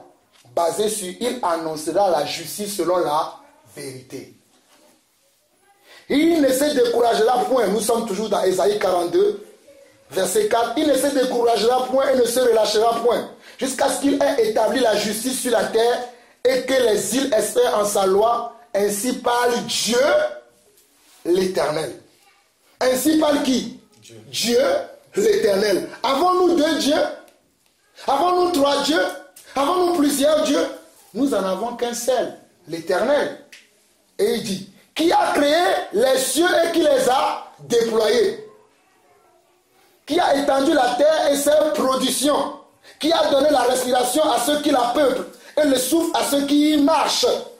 Moi, l'Éternel, j'étais appelé pour le salut. Qui appelle pour le salut? Jésus? Non, c'est l'Éternel qui appelle pour le salut. Mais il le fait au travers de qui? De Jésus-Christ, homme. J'avance. Et je te prendrai par la main, je te garderai et je t'établirai pour traiter alliance avec le peuple, pour être la lumière des nations, pour ouvrir les yeux des aveugles, pour faire sortir de prison le captif et de leur cachot ceux qui habitent dans les ténèbres. Voilà pourquoi Jésus, lorsqu'il est rentré dans le temple le jour-là, il a dit, l'Esprit de l'Éternel, oh mon Dieu, ouvre notre intelligence afin que nous comprenions les Écritures. Car même les apôtres qui mangeaient à tes pieds, lorsque tu es ressuscité de la tombe, ils ne te reconnaissaient pas. Il a fallu que tu leur ouvres l'esprit afin qu'ils comprennent les Écritures. Père, ma prière aujourd'hui est que tu ouvres mon esprit, et que tu ouvres l'esprit de tous serviteurs et servants de Dieu afin que nous comprenions ta parole. Même les disciples, quand nous lisons Luc chapitre 24, ne croyaient pas en Jésus-Christ. Alors la Bible dit, alors il leur ouvrit l'esprit afin qu'ils comprennent les Écritures.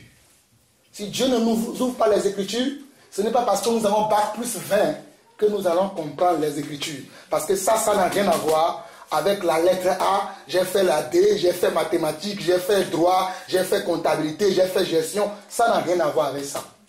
Ça, c'est autre chose. Je continue. Au verset 8, il dit, je suis l'Éternel. C'est là mon nom. Et je ne donnerai pas ma gloire à un autre. Donc si nous disons que Jésus aussi est un Dieu et qu'il y a un autre Dieu, donc Dieu donne sa gloire à Jésus. Alors qu'il dit, je ne donnerai ma gloire à un autre.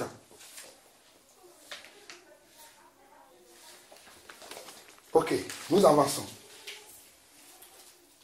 Ésaïe 43.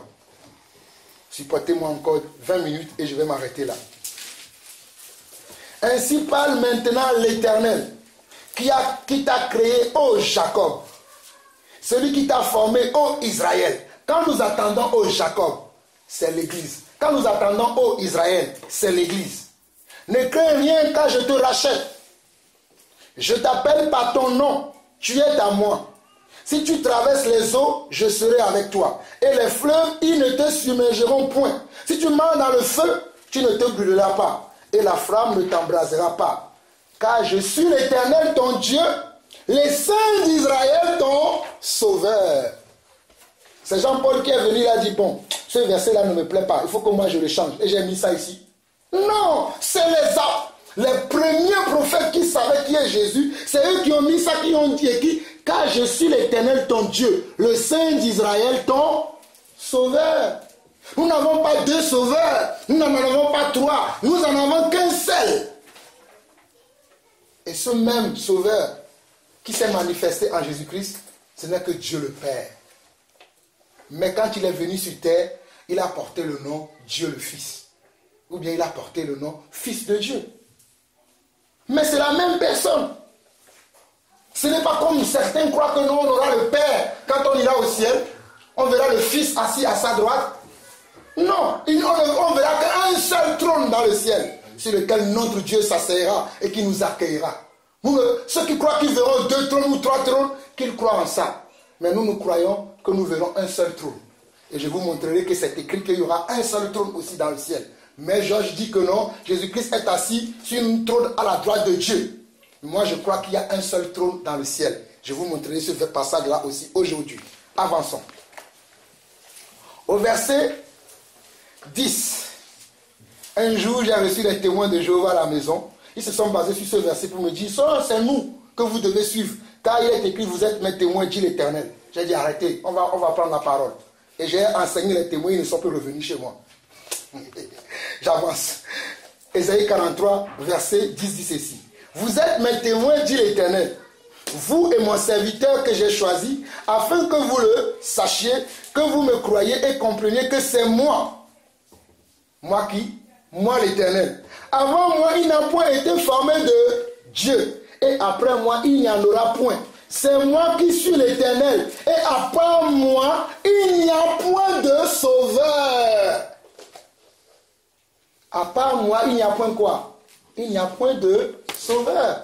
Donc Jésus-Christ est notre sauveur. Alléluia. C'est moi qui ai annoncé, sauvé et prédit. Il est écrit ici, c'est moi qui ai annoncé, sauvé et prédit. Ce n'est pas parmi vous un Dieu étranger. Vous êtes mes témoins, dit l'Éternel. C'est moi qui suis Dieu, je le suis dès le commencement, et nul ne délivre de ma main. Ça veut dire que si Jésus n'est pas Dieu, le Père, il ne peut pas aller délivrer les gens. Parce que Dieu dit ici, je le suis dès le commencement, au verset 13 d'Ésaïe 43, hein, et nul ne délivre de ma main. J'agirai. Qui s'y opposera?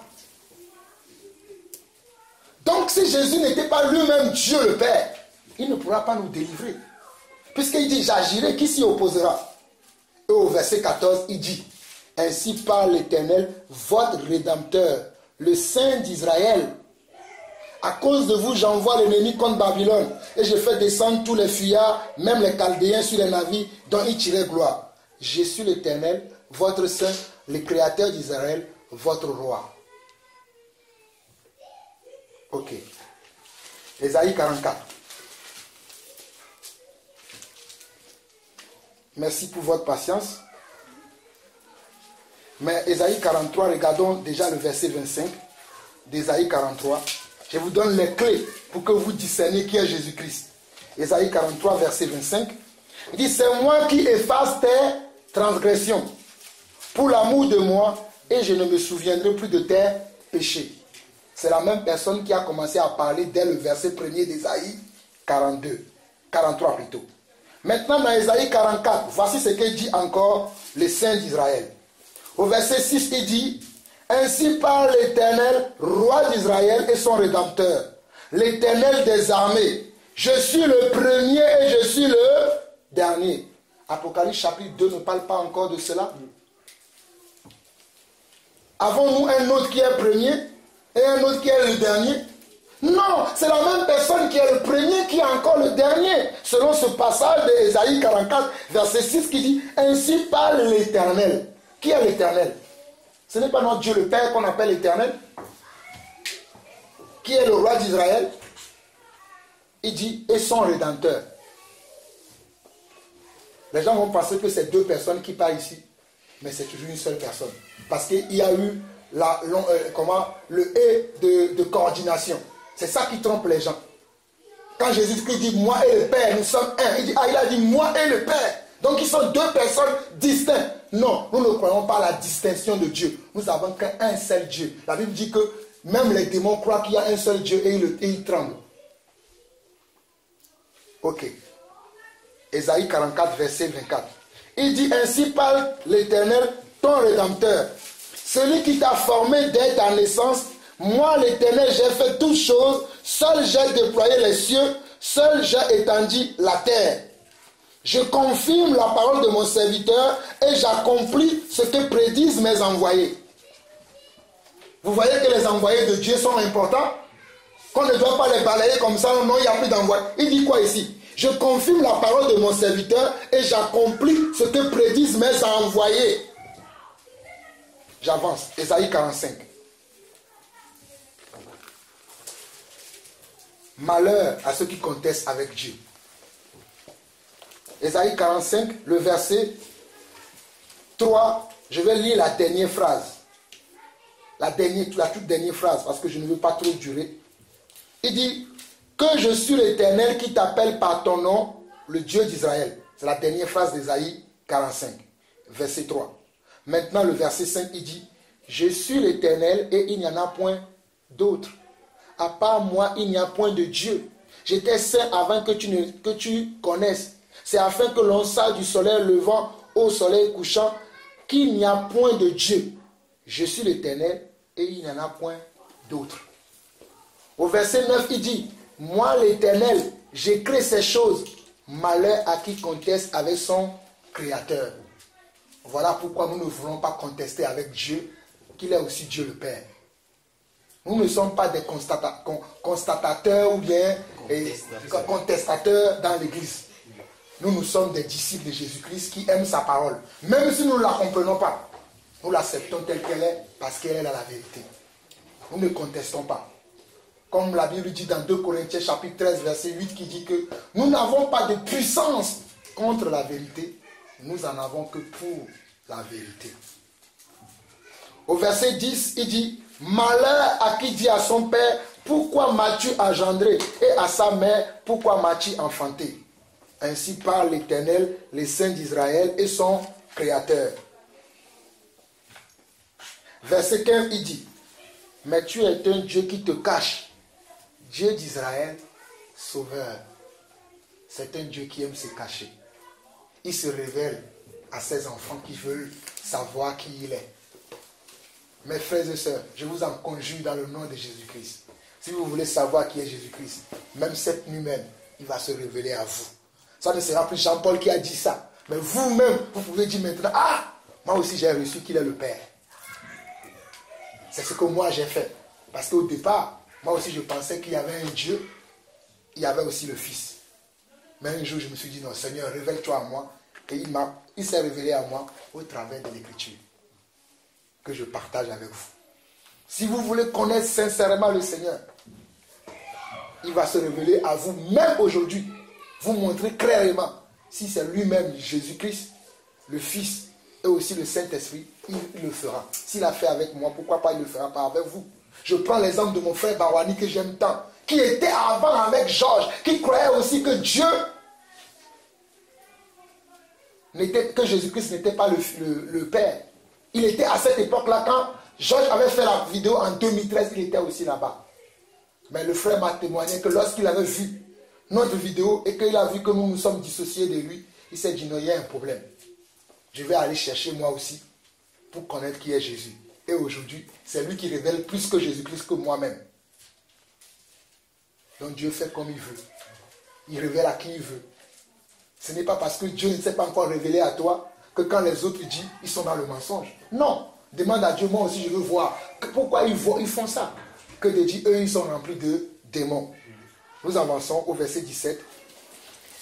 Il dit, c'est par l'Éternel qu'Israël obtient le salut. Un salut comment? Éternel. Vous ne serez ni honteux ni confus, juste dans l'éternité. Car ainsi parle l'Éternel, le créateur des cieux. Quelle est la phrase qui suit? Frère Dachel, dis-moi ça. Le créateur des cieux, le seul Dieu qui a formé la terre, qui l'a faite et qui l'a affermie. Qui l'a créée pour qu'elle ne fût pas déserte. Qui l'a formée pour qu'elle fût habitée.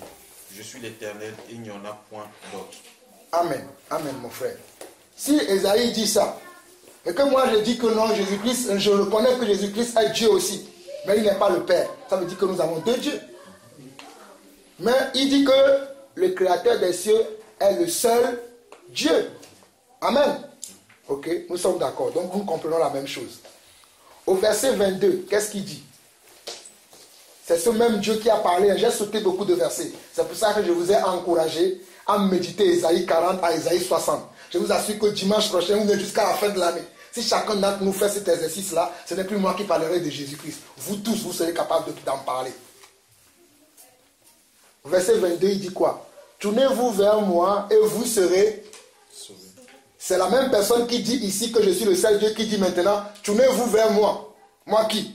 Moi le seul Dieu et vous serez sauvés. Vous qui êtes aux extrémités de la... Il parle à nous, nous les païens. Ésaïe avait parlé de nous. Mes frères, soyons heureux. Ésaïe avait parlé de nous. Alléluia. Et cette prophétie s'est accomplie. Je rends grâce à Dieu que Ésaïe a parlé de moi. Comme je disais tout à l'heure que toi qui es togolais, Dieu t'a pris du fond du Togo. Oh, Dieu a pensé aussi au Togo. Merci mon frère, mon papa. Dieu a pensé aussi au Togo. Et il est venu me chercher du fond de la brousse là-bas. Où j'ai encore mes ancêtres qui adorent la rivière, qui adorent les arbres, qui adorent les serpents, qui adorent le cochon. Moi, Dieu veut que je adore le seul vrai Dieu. Oh, alléluia. Kitoko. Alléluia. C'est merveilleux, mes frères. Vous ne pouvez pas savoir la joie de mon cœur lorsque j'ai compris que, Dieu est venu me chercher pour que je n'adore pas les arbres comme le font mes ancêtres là-bas. Mes frères, que Dieu lui-même se révèle à vous. Si je veux parler de ça là même, ce qui se passe chez moi, comment les gens sont dans l'idolâtrie. Ils adorent même les choses qui n'ont ni oreille, qui n'ont ni bouche. Mais ils sont là devant tous les jours, ils prient. Et moi, Dieu s'est révélé à moi et je vais commencer à dire que je ne connais pas Dieu. Il dit dans la deuxième phrase, car je suis Dieu et il n'y en a point d'autre.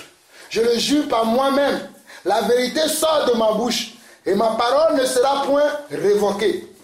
Tout genou fléchira devant moi, toute langue jurera par moi, en l'Éternel seul, me dira-t-on, réside la justice et la force. À lui viendront, pour être confondus, tous ceux qui étaient irrités contre lui. Par l'Éternel seront justifiés. Par l'Éternel seront qui? Seront justifiés et glorifiés tous les descendants d'Israël. Y a-t-il pas dans Romains chapitre 8 que car ceux qu'il a appelés, il les a aussi justifiés. Ceux qu'il a justifiés, il les a aussi glorifiés. C'est l'accomplissement d'Ésaïe, chapitre 45, le verset 25. Voilà ma connaissance de la parole. Je ne m'enorgueillis pas. C'est Dieu qui m'a révélé ces choses. Je partage avec vous. Un dernier passage avant de lire Luc 24 où je vais finir. Allons dans Deutéronome parce que Moïse aussi a dit la même chose comme Ésaïe. Nous croyons aux prophètes de l'Ancien Testament et nous croyons à leurs paroles. Deutéronome chapitre 32. Deutéronome chapitre 32.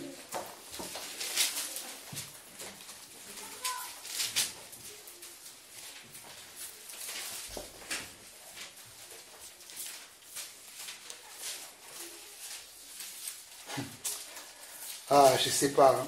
L'homme. Oh, l'homme, Seigneur, aie pitié de l'homme. Aie pitié de frère Georges Nama. Aie pitié de lui, Seigneur. Il n'y a que toi qui peux faire ça. Nous avons cherché, Seigneur. Nous avons parlé du soir jusqu'au matin. Nous n'avons pas pu. Nous reconnaissons notre faiblesse, Seigneur. Toi, ouvre-lui les yeux afin qu'il sache qui tu es réellement. Dans Deutéronome chapitre 32, je n'ai pas le temps de lire tout le passage. Voici un passage que je vous conseille aussi de méditer. Lisons simplement le verset 39 qui dit ceci. Sachez donc que c'est moi qui suis Dieu. Il n'y en a point de Dieu près de moi. Voici Georges Nama qui dit que Jésus-Christ est un Dieu qui est à la droite de Dieu. Mais moi, Dieu dit ici qu'il n'y a pas un autre Dieu près de lui. Donc si nous considérons, selon les pensées de ceux-là qui veulent raisonner, qu'il y a Dieu, le Père, qui est à part, et Jésus-Christ aussi est un autre Dieu qui est assis à sa droite, ce verset-là n'a pas lieu d'être ici. Mais moi, j'ai choisi de croire à Moïse. Parce que Moïse a vu Dieu. Le savez-vous? Il n'a pas vu la face, mais il a vu le derrière. Parce que personne ne peut voir Dieu et vivre. Mais toujours est-il que, Georges dit que Jésus-Christ est assis à sa droite et que Jésus-Christ aussi est un autre Dieu à côté de lui. Parce qu'il dit que je reconnais que Jésus-Christ est Dieu, mais qu'il n'est pas Dieu le Père. Mais nous savons qu'il y a un seul Dieu. Donc si nous croyons qu'il y a aussi Dieu, ça veut dire qu'au ciel, il y a Dieu le Père et il y a Dieu Jésus. Donc ça fait deux dieux. Mais nous croyons qu'il y a un seul Dieu. Et il dit ici, sachez donc que c'est moi qui suis Dieu. Et qu'il n'y a point de Dieu près de moi, c'est-à-dire à côté de moi, ni à ma droite, ni à ma gauche. Mon frère Georges, que Dieu te bénisse. Mon frère Georges a dit que Dieu est un esprit. Donc je ne peux pas considérer Dieu comme il est une personne comme moi, qui a la chair et le sang, qui pêche, qui mange, qui boit, qui va aux toilettes. Non, Dieu ne fait pas ce genre de choses. Il est esprit. C'est ce que Jean 4 nous dit. Dieu est esprit. Il faut que ceux qui l'adorent aussi en esprit et en vérité. Dieu n'est pas selon notre imagination. Voilà pourquoi il est écrit dans Ésaïe 55. Autant les cieux sont élevés au-dessus de la terre, autant mes pensées et mes voix sont au-dessus de vos voix. Mais cette connaissance-là n'est pas chez tous. Regardez ce qu'il dit dans la suite de ce passage. Il dit, je fais vivre et je fais mourir. C'est Dieu qui fait vivre et qui fait mourir. Je blesse et je guéris. Et personne ne délivre de ma main. Donc, si Dieu dit ça, est-ce que Jésus peut aller délivrer de sa main? Parce que Jésus, c'est une personne. Si je veux prendre la lettre à la lettre, mais vous voyez là où il y a l'incompréhension des gens. Si je veux prendre ce verset à la lettre, donc je peux dire que non, Dieu a dit personne ne délivre de ma main. Qui peut aller délivrer de sa main? Mais moi je comprends que c'est lui-même Dieu. C'est pour ça qu'il peut venir me délivrer, il peut me blesser, il peut me guérir. Les Anglais disent, you hear me? Je ne sais pas si vous comprenez ce que je dis. Moi c'est tellement évident pour moi. Ce que je dis, je le comprends, je le sens. Je ne sais pas si vous aussi vous comprenez la même chose comme moi. Mais moi je le comprends. Il dit, je guéris, je blesse et je guéris. Et nul ne peut délivrer de mes mains. Ce n'est pas Georges Nama qui peut délivrer les gens des mains de Jésus-Christ. Hein. C'est notre Dieu qui nous délivre. Ce n'est pas non plus Jean-Paul Lawson qui délivre. C'est Jésus-Christ qui délivre. Moi, je parle simplement de sa parole. Vous connaîtrez la vérité et la vérité vous affranchira. Je m'étonne que lui-même, sur sa chaîne de télévision, il a cette phrase-là comme refrain. Mais il ne comprend même pas cette phrase. Voilà pourquoi 2 Chroniques, chapitre 20, le verset 35 au verset 37, nous dit de faire attention aux alliances que nous faisons sur terre. Moi, je veux faire des alliances avec les véritables serviteurs de Dieu. Pas ceux qui se sont... Je ferme cette parenthèse-là. Quand je vais faire la vidéo, je vais lui dire la vérité que moi aussi je connais. Allons maintenant dans Luc chapitre 24 où je vais finir. Et merci pour votre patience. Vous m'avez beaucoup supporté. Je vous remercie. Luc chapitre 24, c'est là où je vais finir. Il y a beaucoup d'autres passages, mais je ne suis pas venu démontrer ma connaissance. Je suis venu juste montrer un petit quelque chose et je vous montrerai la partie de la vidéo où il dit publiquement. Le monde entier sait aujourd'hui que moi je suis rempli de démons. Je dis encore que Dieu le bénisse. Je n'ai rien contre, je n'ai quelque chose d'autre à dire que Dieu l'ouvre les yeux. Mais moi je ne dirai pas, je ne parlerai pas comme lui. Mais moi je dirai que Dieu le bénisse. Parce que c'est comme ça que Dieu m'a enseigné. Il a dit ceux qui nous maudissent, nous devons les bénir. Donc moi je dis encore que Dieu le bénit 1000 fois. Qu'il soit béni, qu'il ait la vie longtemps, que son épouse, ses enfants vivent longtemps pour connaître Dieu. C'est ça ma prière pour lui. Je n'ai rien d'autre contre lui. Dans Luc chapitre 24, regardez les révélations du Seigneur maintenant. Lisons à partir du premier verset. On nous dit le premier jour de la semaine, elle se rendit au sépulcre de grand matin, portant les aromates qu'elle avait préparés. Elle trouvait que la pierre avait été roulée de devant le sépulcre. Et étant entrée, elle ne trouvait pas le corps du Seigneur Jésus. Le corps du Seigneur Jésus. Avons-nous deux Seigneurs? N'avons-nous pas un seul Seigneur selon Philippiens chapitre 2? Qu'il y a un seul Dieu et aussi un seul Seigneur. Ok. On nous dit, elle trouvait que la pierre avait été roulée devant le sépulcre, le verset 2. Et étant entrée, elle ne trouvait pas le corps du Seigneur Jésus. Comme elle ne savait pas que penser de cela, voici deux hommes leur apparurent en habits resplendissants. Saisie de frayeur, elle baissait le visage contre terre. Mais il leur dit, pourquoi cherchez-vous parmi les morts celui qui est vivant? Oh, gloire soit rendue à Dieu. Pourquoi cherchons-nous parmi les morts celui qui est vivant? Ça sera le titre d'une prédication que je ferai bientôt. Pourquoi cherchons-nous? Oh, alléluia!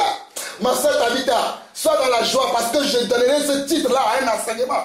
Pourquoi cherchez-vous parmi les morts celui qui est vivant? Tout à l'heure, mon frère Jacques a dit que nous servons un Dieu qui est vivant. Nous ne servons pas un Dieu mort. Mes ancêtres, là, ils sont en train de suivre les dieux morts. Ils sont encore là-bas en train de faire leur libation. Je vais vous montrer tout à l'heure une photo de mon cousin. Ma cousine a eu un enfant. Mon cousin est parti à l'hôpital avec une bouteille de Red, du whisky Red. Il commence à parler dans notre patois. Je te bénis, bébé. Il met le whisky par terre. Je te bénis, bébé. Il met le whisky par terre. Après, ils se servent tous à l'hôpital, ils boivent. Moi, quand j'ai eu Sarah, je l'ai pris dans la main comme ça. Je l'ai montré à l'Éternel. Voici l'Éternel, tu m'as encore donné une fille. Bénis-la afin qu'elle soit ta servante. Au nom de Jésus, amen. C'est ce que moi j'ai fait. Je vais vous montrer ça aussi à la fin. Je vous parle de ma propre famille. On est tous à Évry. Le cousin dont je parle, ma maison est là, sa maison est là-bas. Voici comment eux ils servent leur Dieu. Donc on peut être deux personnes servant Dieu, mais d'une différente manière. J'avance. Saisie de frayeur, elle baissait le visage contre terre, mais il leur dit, pourquoi cherchez-vous parmi les morts celui qui est vivant? Il n'est point ici, mais il est ressuscité. Souvenez-vous de quelle manière il vous a parlé lorsqu'il était encore en Galilée. Et qu'il disait, il faut que le Fils de l'homme soit livré entre les mains des pécheurs, qu'il soit crucifié et qu'il ressuscite le troisième jour. Elle se souvint des paroles de Jésus. Elle se souvint des paroles de Jésus. Amen. À leur retour du sépulcre, elle annonçait toutes ces choses aux 11 et à tous les autres. Celle qui dit ces choses aux apôtres était Marie de Magdala, Jeanne, Marie mère de Jacques et les autres qui étaient avec elle. Il prit ses discours pour des rêveries et il ne crut pas ces femmes. Voilà, quand nous prêchons l'évangile, les gens pensent que nous parlons des rêveries. Mais nous parlons des choses que le Seigneur nous a révélées. J'avance. Mais Pierre se leva et courut au sépulcre. S'étant baissé, il ne vit que les linges qui étaient à terre. Puis il s'en alla chez lui, dans l'étonnement de ce qui était arrivé. Et voici ce même jour, deux disciples allèrent à un village nommé Emmaüs, éloigné de Jérusalem de 60 stades. Et ils s'entretenaient de tout ce qui s'était passé. Pendant qu'ils parlaient et discutaient, Jésus s'approcha et fit route avec eux. Mais leurs yeux étaient empêchés de le reconnaître. Ça veut dire que le Jésus qui est mort et qui est ressuscité n'est pas le même Jésus qui est ressuscité.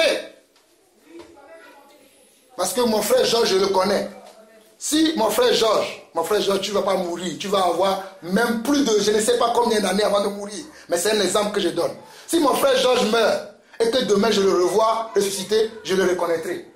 Parce que je le connais, je le vois là. Je vois sa barbe, je vois sa tête. Mais les disciples de Jésus, ils l'ont revu, mais ils ne le reconnaissaient pas. Ça veut dire que Jésus n'avait pas la même image qu'il avait lorsqu'il était avec eux. Il avait une autre image. Voyez-vous cela? Moi, je le comprends. Je ne sais pas si vous aussi vous comprenez la même chose. Je ne vais pas m'attarder sur ça. Je continue. Il leur dit, de quoi vous entretenez-vous? Nous sommes au verset 17. En marchant, et il s'arrêtait l'air attristé. L'un d'eux nommé Cléopas lui répondit, es-tu le seul qui séjourne à Jérusalem, ne sache pas ce qui est arrivé ces jours-ci? Quoi leur dit-il? Il lui répondit, ce qui est arrivé au sujet de Jésus de Nazareth, qui était un prophète puissant en œuvre et en parole devant Dieu et devant tout le peuple. Savez-vous que Jésus-Christ aussi était un prophète? Voilà, il écrit qu'il était aussi un prophète. Voilà pourquoi je vous ai parlé de 2 Chroniques chapitre 20, verset 20, que je vous ai dit, vous devez connaître par cœur. Confiez-vous à Dieu, mais confiez-vous aussi à mes prophètes. Si Jésus-Christ est prophète, nous savons aussi qu'il est le souverain berger. Donc il a choisi aussi des petits prophètes que nous sommes. Et nous parlons de sa part. Amen. Au verset 19, il lui répondit, ce qui est arrivé au sujet de Jésus de Nazareth, qui était un prophète puissant en œuvre et en parole devant Dieu et devant tout le peuple. Et comme les principaux sacrificateurs et nos magistrats l'ont livré pour le faire condamner à mort et l'ont crucifié, nous espérions que ce serait lui qui délivrerait Israël. Mais avec tout cela, voici le 3e jour que ces choses se sont passées. N'a-t-il pas dit que je mourrai le 3e jour, je serai ressuscité? Il est ressuscité, mais les disciples le voient, mais ils ne le reconnaissent pas. Ces disciples étaient comme qui? Étaient comme Georges Nama, qui vont dire non, mais il n'est pas le Père. Il faut que Dieu lui ouvre les yeux. Au verset 22, il dit, il est vrai que quelques femmes d'entre nous nous ont fort étonnés. S'étant rendues de grand matin au sépulcre et n'ayant pas trouvé son corps, elles sont venues dire que des anges leur sont apparus et ont annoncé qu'il est vivant. Ça veut dire que les disciples là, des vivants de Jésus, ils ne croyaient pas au message de Jésus. Parce qu'ils répètent ce que les femmes leur ont dit. Ils disent, bon, mais nous on l'a pas vu, mais il y a certaines femmes qui sont venues ce matin nous dire qu'eux ils sont partis à la tombe et ils ont trouvé des personnes qui lui ont dit qu'il est vivant. Comme les commérages que nous voyons dans l'église aujourd'hui. Les gens n'ont pas de révélation. Ils vont prendre un enseignement que tu as fait. Ils ne vont pas comprendre l'esprit de l'enseignement. Ils vont dire, tu as dit ceci, mais ne sachant pas dans quel esprit tu parles.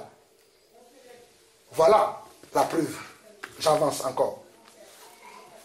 Au verset 24, il dit, quelques-uns de ceux qui étaient avec nous sont allés au sépulcre et ils ont trouvé les choses comme les femmes l'avaient dit. Ça veut dire que les femmes là avaient même plus de foi que ces hommes-là. Je bénis le Seigneur pour mon épouse, pour les sœurs que nous avons dans l'église. Parfois les sœurs ont même plus de foi que nous. Disons-nous la vérité. Je dis la vérité, je ne sais pas pour vous. Des fois nos épouses ont plus de foi que nous-mêmes. Voilà les femmes. Ils ont cru, ils sont partis, elles ont vu, elles sont venues dire aux disciples. Regardez, les disciples ont encore quoi? Ils sont encore dans l'incrédulité. Oh Seigneur, viens au secours de notre incrédulité. Mais lui, ils ne l'ont point vu. Alors Jésus leur dit, ô homme, sans intelligence et dont le cœur est lent à croire, tout ce qu'on dit les qui? Les prophètes. Là, Jésus était en train de parler du prophète Ésaïe, prophète Jérémie, prophète Zacharie. Nous n'avons pas le temps, sinon j'allais vous montrer dans tous ces prophètes-là que tous ces prophètes ont parlé de Jésus-Christ. Mais il leur dit quoi? Alors Jésus leur dit, ô homme sans intelligence et dont le cœur est lent à croire tout ce qu'on dit les prophètes. Ne fallait-il pas que le Christ souffre ces choses et qu'il entre dans sa gloire?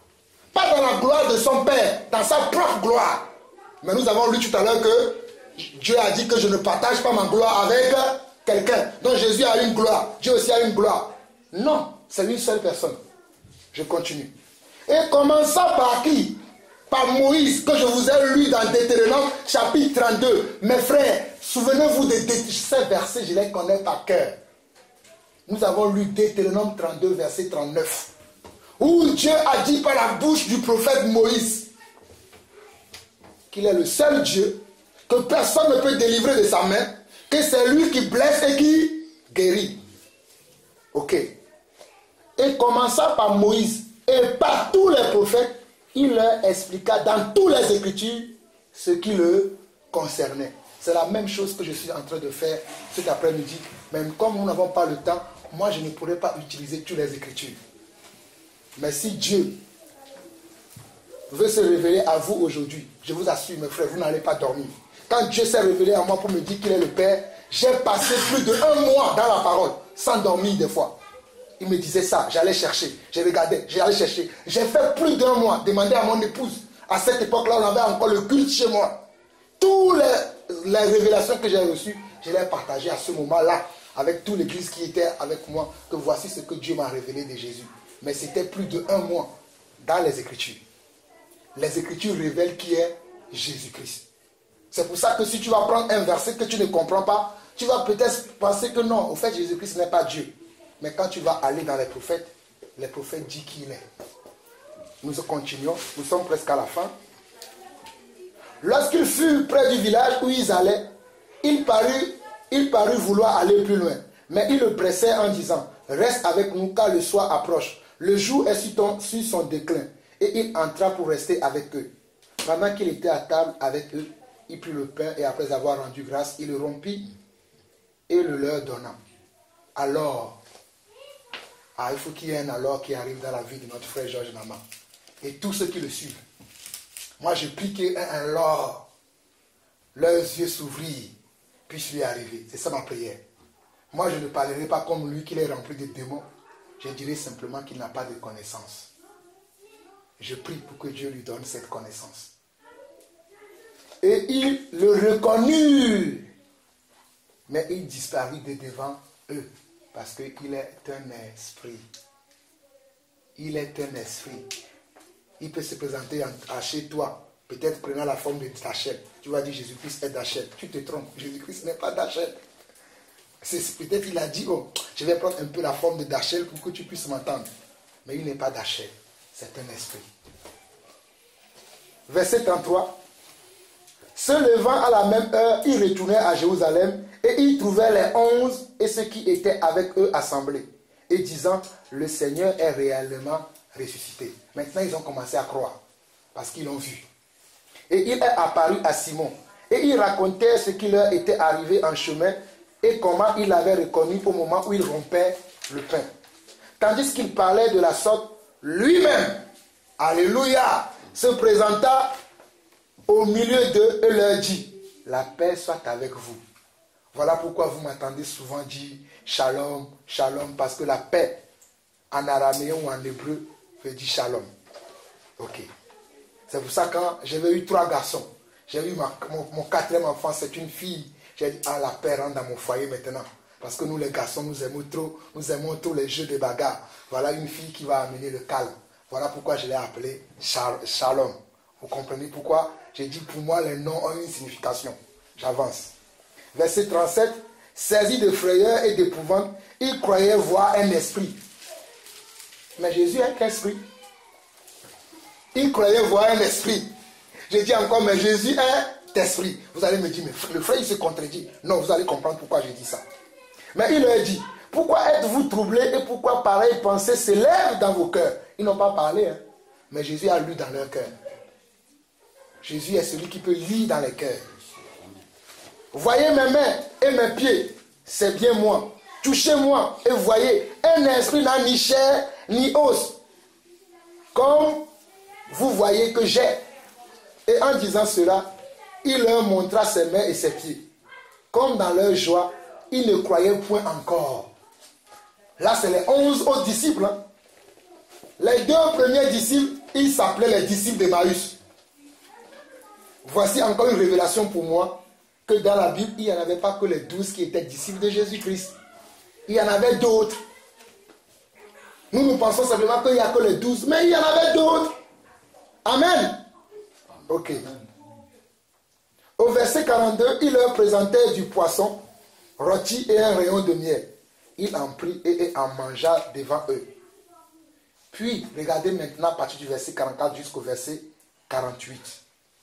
Puis il leur dit, c'est là ce que je vous disais lorsque j'étais encore avec vous, qu'il fallait que s'accomplisse tout ce qui était écrit de moi dans la loi de Moïse.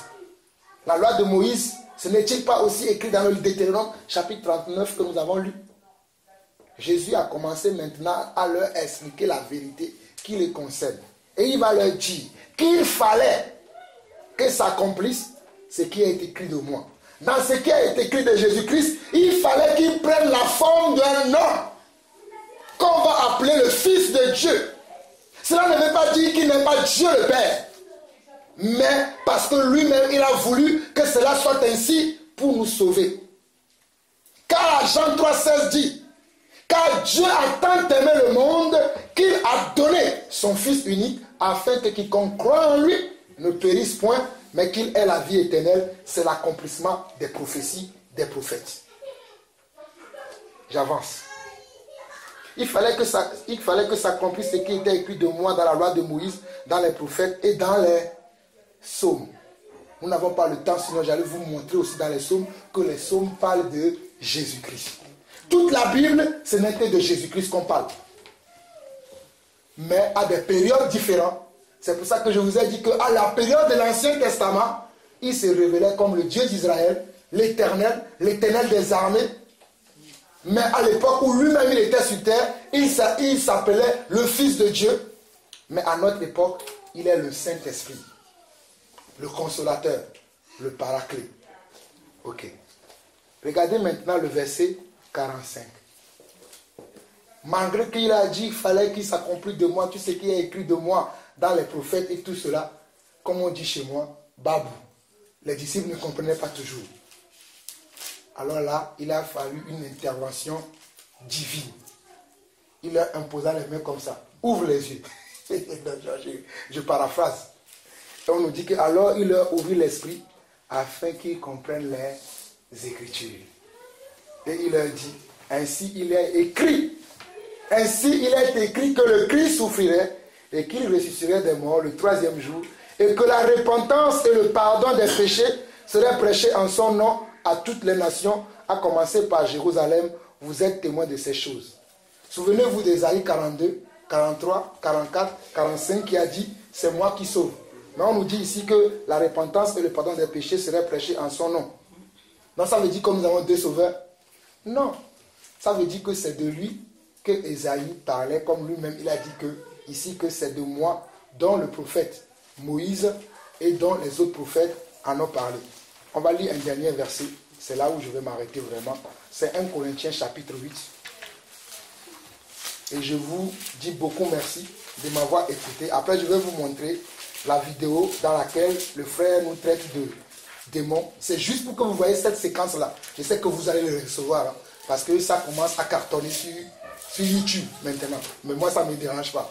Il est en train de me faire ma publicité. Que Dieu le bénisse. 1 Corinthiens chapitre 8, verset 4. Pour ce qui est donc de manger des viandes sacrifiées aux idoles, nous savons qu'il n'y a point d'idole dans le monde et qu'il n'y a qu'un seul Dieu. L'apôtre Paul parle comme le prophète Ésaïe. Nous savons qu'il n'y a qu'un seul Dieu. Amen. Car s'il y a des êtres qui sont appelés Dieu, soit dans le ciel, soit sur la terre, comme il existe réellement plusieurs dieux et plusieurs seigneurs. Non, je ne vous ai pas parlé tout à l'heure de mon pays où il y a plusieurs dieux. Mais dans mon cœur, je sais qu'il y a un seul Dieu. C'est ce que l'apôtre confirme ici. Néanmoins, verset 6, néanmoins, pour nous, il n'y a qu'un seul Dieu, le Père, de qui viennent toutes choses, et pour qui nous sommes, et un seul Seigneur, Jésus-Christ.